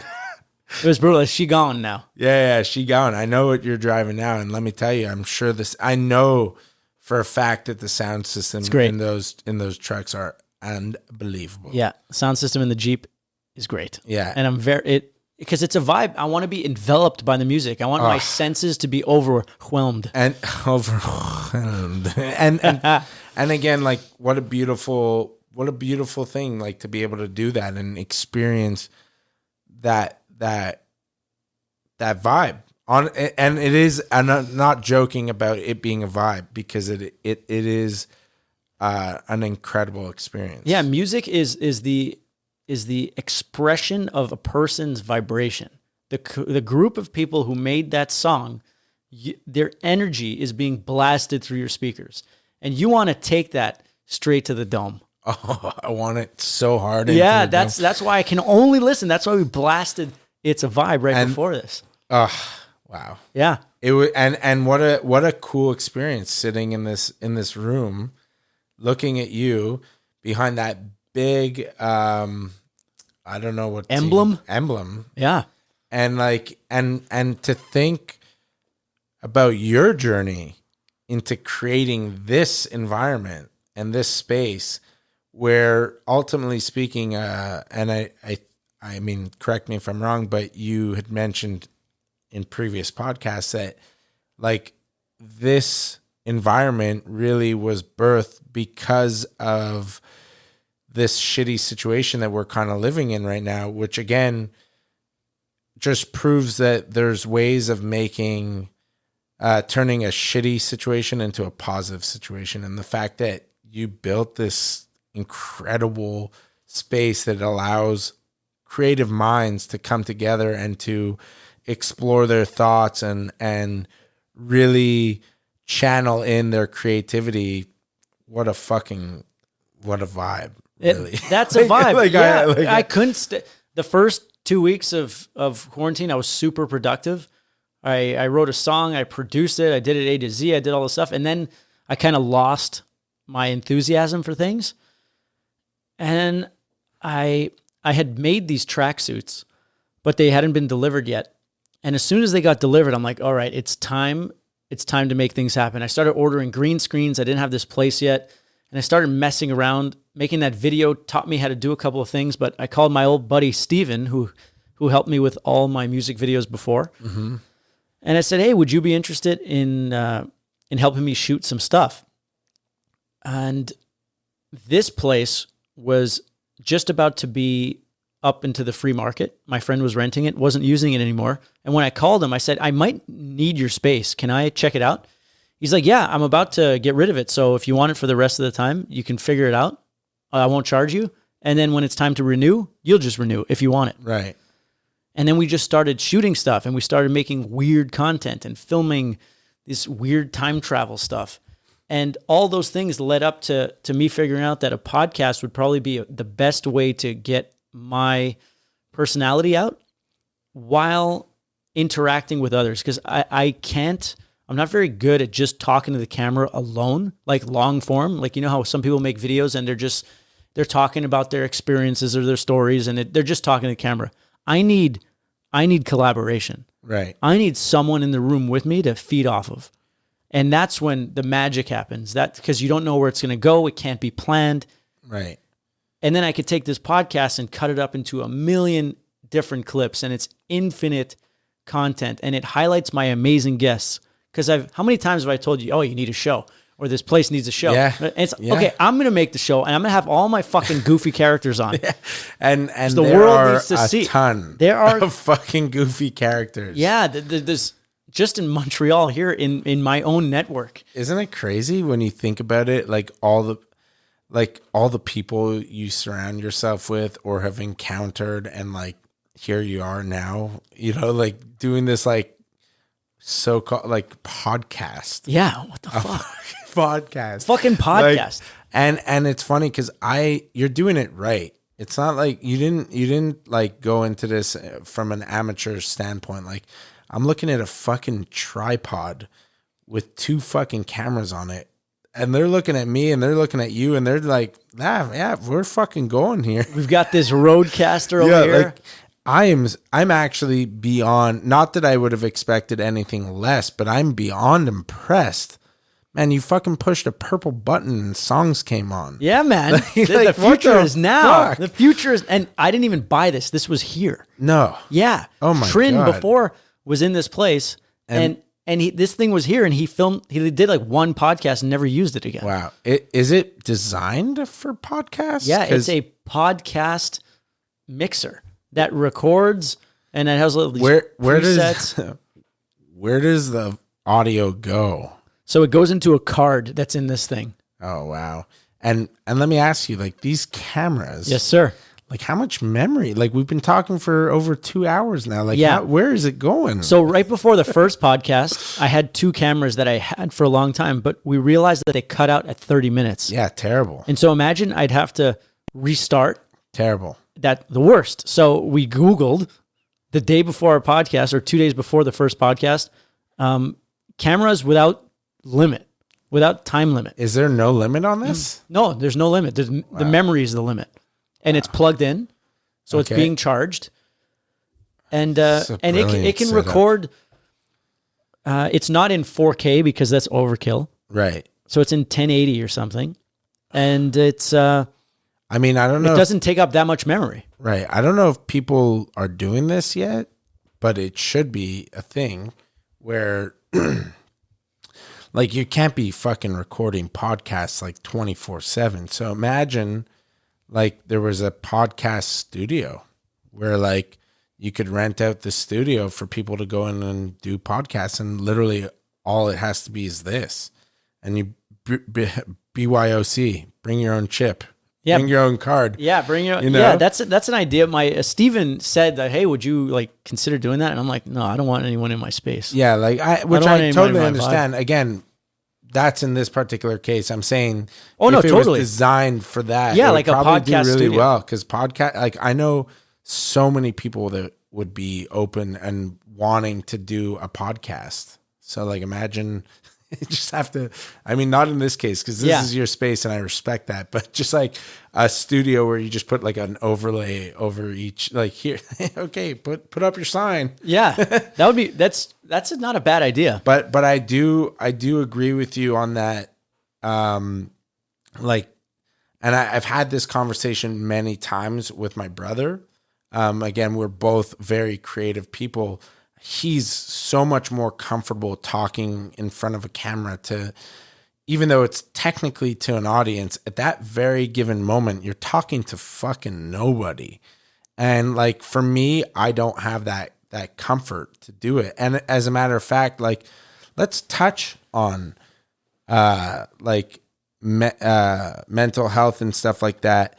Like there's days where, I have this persona, the Salmon Daddy, that online is this like outgoing character that like wants you to fucking go outside in the sun and get that D and let the vitamin D penetrate your face, and the guy that says, all you gorgeous, delicious people of the internet, like, welcome to, or back in the day, my shit show, The Suck. Like, for me, there are days where I wake up and like, I'm just like not having it. You're just like, yeah, like I'm either I'm in my head or someone, made a comment about the way I'm doing something, or like, and now I'm overthinking it. And like, sometimes it takes so much of my energy just to even think about like going on and like promoting like whatever the fuck I'm doing in that moment. Obviously, most of the time, I feel you completely. Salmon, and like there are times where I don't feel alone, but I'm like, just like, fuck, like fuck this shit. Or it's like, fuck what? like you can recognize that you're in a shit mood. You don't want to be in it.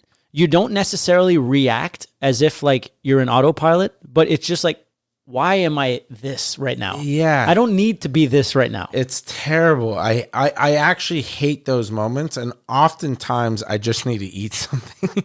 Okay. All right. And so does it cure it instantly? There is a cure. But like, you know, it's not all fucking peaches and cream. Like it's, you know, there are days where you get frustrated. There's days like, again, like I come off as a very happy and very like positive but just know there's days where it is not like that. There are days where like I'm having a bad day, or like the fish supplier delivered it to the wrong address, or the fucking kippered and candied salmon won't just fucking come off the rack smoothly, and I want to fucking kill everybody. You know, like I do get angry. Because you're a human being. Yeah. You are a pre-chip human where we're not always calibrated. And man, I feel that all the time. You know, so it is important to recognize that as well. It's so, for us being entrepreneurs, like I'm creating this thing and I'm going to give it everything I've got, and this is my livelihood. Like I have to do it, right? I have to show up. Right. I can't do a podcast so I'm feeling like garbage. Right. Whereas if you have a job where you work for someone, you can kind of show up and just phone it in. Right. I guess, right? If you're like, not feeling it. I'm not going to show up. Yeah, fuck it. You know, I'll take a day. We can't take the day off. Yeah. No. Like some days where there's nothing in my schedule, I will do fucking nothing. Right. And I'll just loaf, pleasure myself and eat donuts. Okay. I'm sorry. I wasn't sure where you were going with that. No, both. They usually work together. With or without the donut? First without donuts. Yeah. And then after I want donuts. Of course. Makes it's sense? Natural. It's honestly, it makes sense for you Yeah. that you would fast before you do something like that. Yeah. Terrible minds. But sometimes we have that, and it's very human. That's 100%. the importance of having these conversations. It's like, yeah, we're charismatic and we like to have fun, and this stemmed out of the talking to the camera alone. I get energy from talking to someone in the room. Right. I can't talk to an imaginary audience.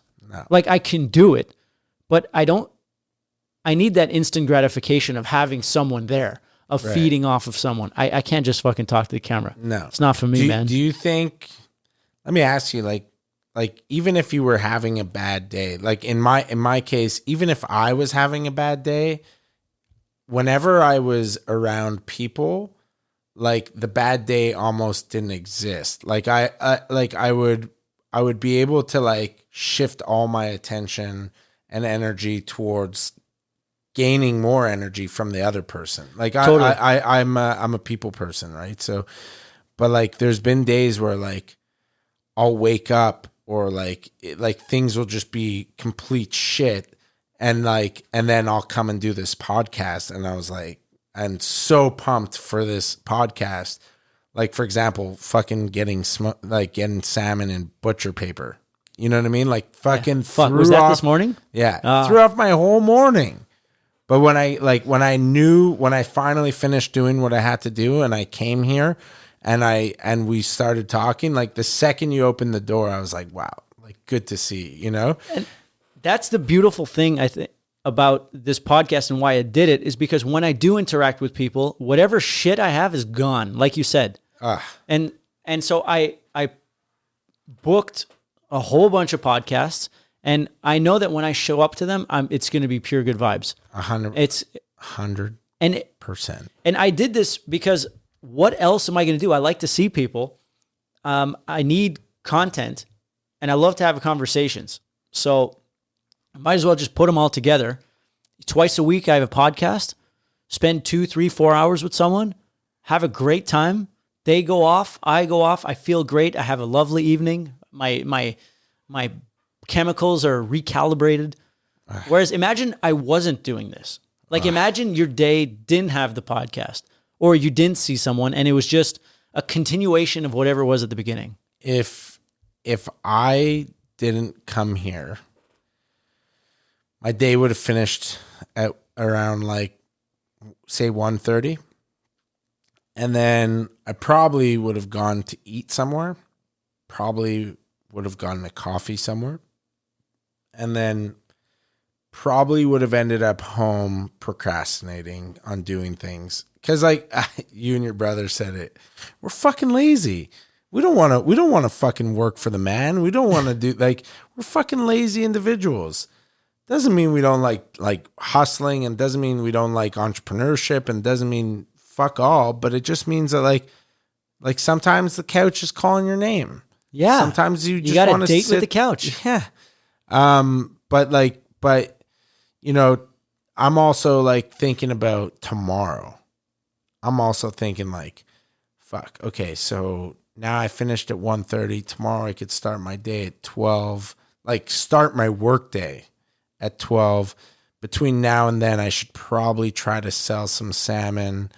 I'll blast the internet a few times and see if that works. You know, like, Yeah. But I honestly, I'm so happy. Well, because it's a nice joy. It's a surprise. I'm so It's happy to have been here. Yeah, and there's this level of like being present when the phones are on airplane mode, when we're in this room, we're wearing these headphones, and we're looking each other dead in the eye.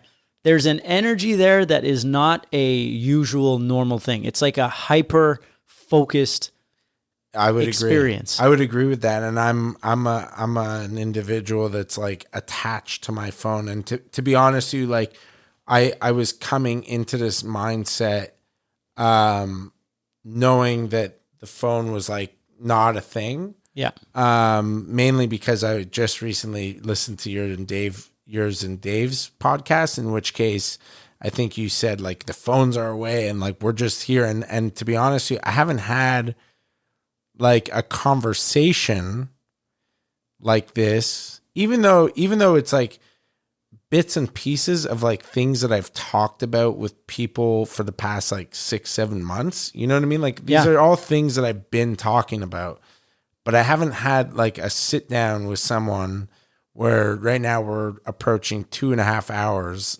of like talking about like some stuff nonsense, some stuff greatness, and like overall and everything in between. And everything in between. Like to me, like that's a very it's a really, in this time, like a very meaningful experience. Like to think about all the like loneliness and like lack of communication, lack of conversation that there's been over the past like 6-7 months more. It's been like 9 months almost. Yeah.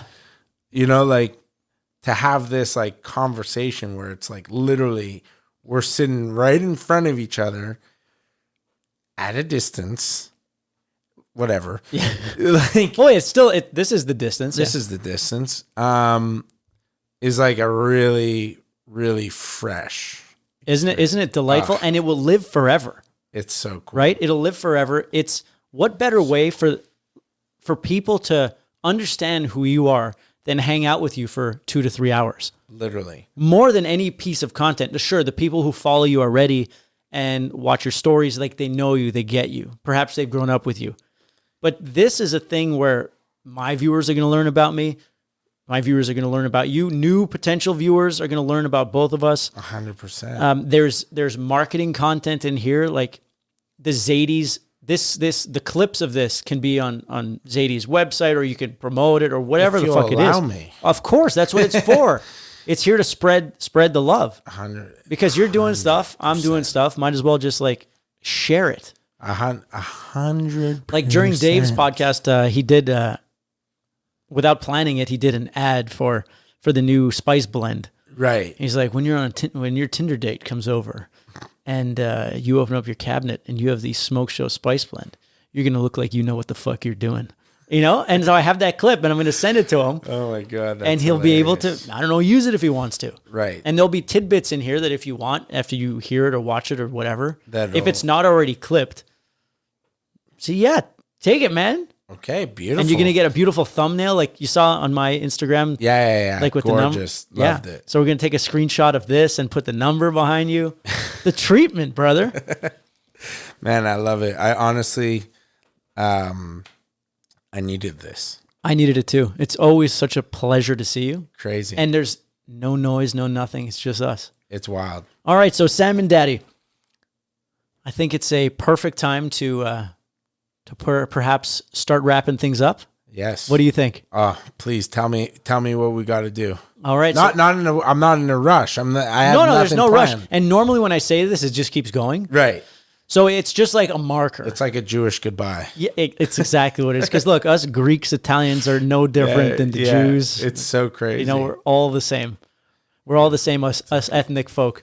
Beautiful thing. So where can people find you? Where can people find the salmon? So there's two main places that I would gravitate to, both really on Instagram. Firstly, Zaidie's MTL. How do you spell it? Zaidies MTL. That is for the branded content. That is the smoked salmon goodness that you want and know and love. And then the other account that I would suggest following is my personal account, which is Seen by Wolf, SEENBYWOLF. And essentially they kind of complement each other because like the Seen by Wolf account is more the uncensored behind the scenes of the Zaidie's account, whereas the Zaidie's account is very much like not necessarily PG. I do cross a few lines, but it's really designed for me to sell salmon. Both very entertaining, both good. And then, of course, if you are interested in the smoked salmon and you are in the Montreal area, then, of course, there's two ways to get there. It is either Zaidies.com, which is, again, ZAIDIES.com, or this scenario was because of Dave Rose. Okay. When I first launched the website, he was like, where do I go? So I told him, go to Zaidies.com. He's like, man, I don't have a fucking clue how to spell Zaidie's. So I was like, whoa, that's going to be a problem. So I got the domain name smokedsalmonmtl.com. Wow. So if you're not trying to figure out how to spell Zaidie's, just go to smokedsalmonmtl.com. Same website. Yeah. And you know what? I'm going to one up Dave Rose. What are you going to do? I'm going to give 15% off. 15% off. Holy, well, look, it can be 15% off, or if they really want it, 50% add-on. 15% more expensive. Yeah, 15% more expensive if you guys are interested in some of the best. So are we saying a pro? Are you offering a discount here? Yes, a promo code. I can't do it right now because we're in airplane mode. But let's discuss this. All right, so we're gonna go MISCHO. Yeah, MISCHO 15. MISCHO 15. Yeah, MISCHO. Does all caps or no caps matter? Doesn't matter. Doesn't matter. MISCHO 15. And you, my friends, can try the delicious Zaidie's smoked salmon. If you're in the Montreal area. If you're in the Montreal area. And surrounding areas. Yes, but in the future. West Island. Yeah. In the future, who knows? Like you said, we're building an empire here. Absolutely. Hopefully, again, who the fuck knows what'll happen, but I'm fucking going full steam ahead. I am pushing forward with this. So, one day, and honestly, if you need it, you message me. I'll make it happen. So I'm very happy to say that our second sponsor on the MISCHO podcast is yet another smoked product. Right? Smoked salmon. Zaidie's smoked salmon. MISCHO 15 is the promo code. ZaidiesMTL.com if you're in the Montreal or surrounding area. And thank you very much, sir. My pleasure. For the support. Oh, man, I love it. I'm a big fan of the product. I love what you're up to, and again, I appreciate your support because you've been a fantastic. You don't fuck around. I mean, you fucking blast through that salmon. Like you would buy 4 pounds, sometimes even 5 pounds at a time. That's my kind of guy. Yeah, we call them the whales. Yeah, yeah, and and I finish it pretty quick. Yeah, it's crazy. And I do give it out too, because I like to support the people that I love. I appreciate it. I really do. And so, fellow time travelers, as you know, my name is MISCHO.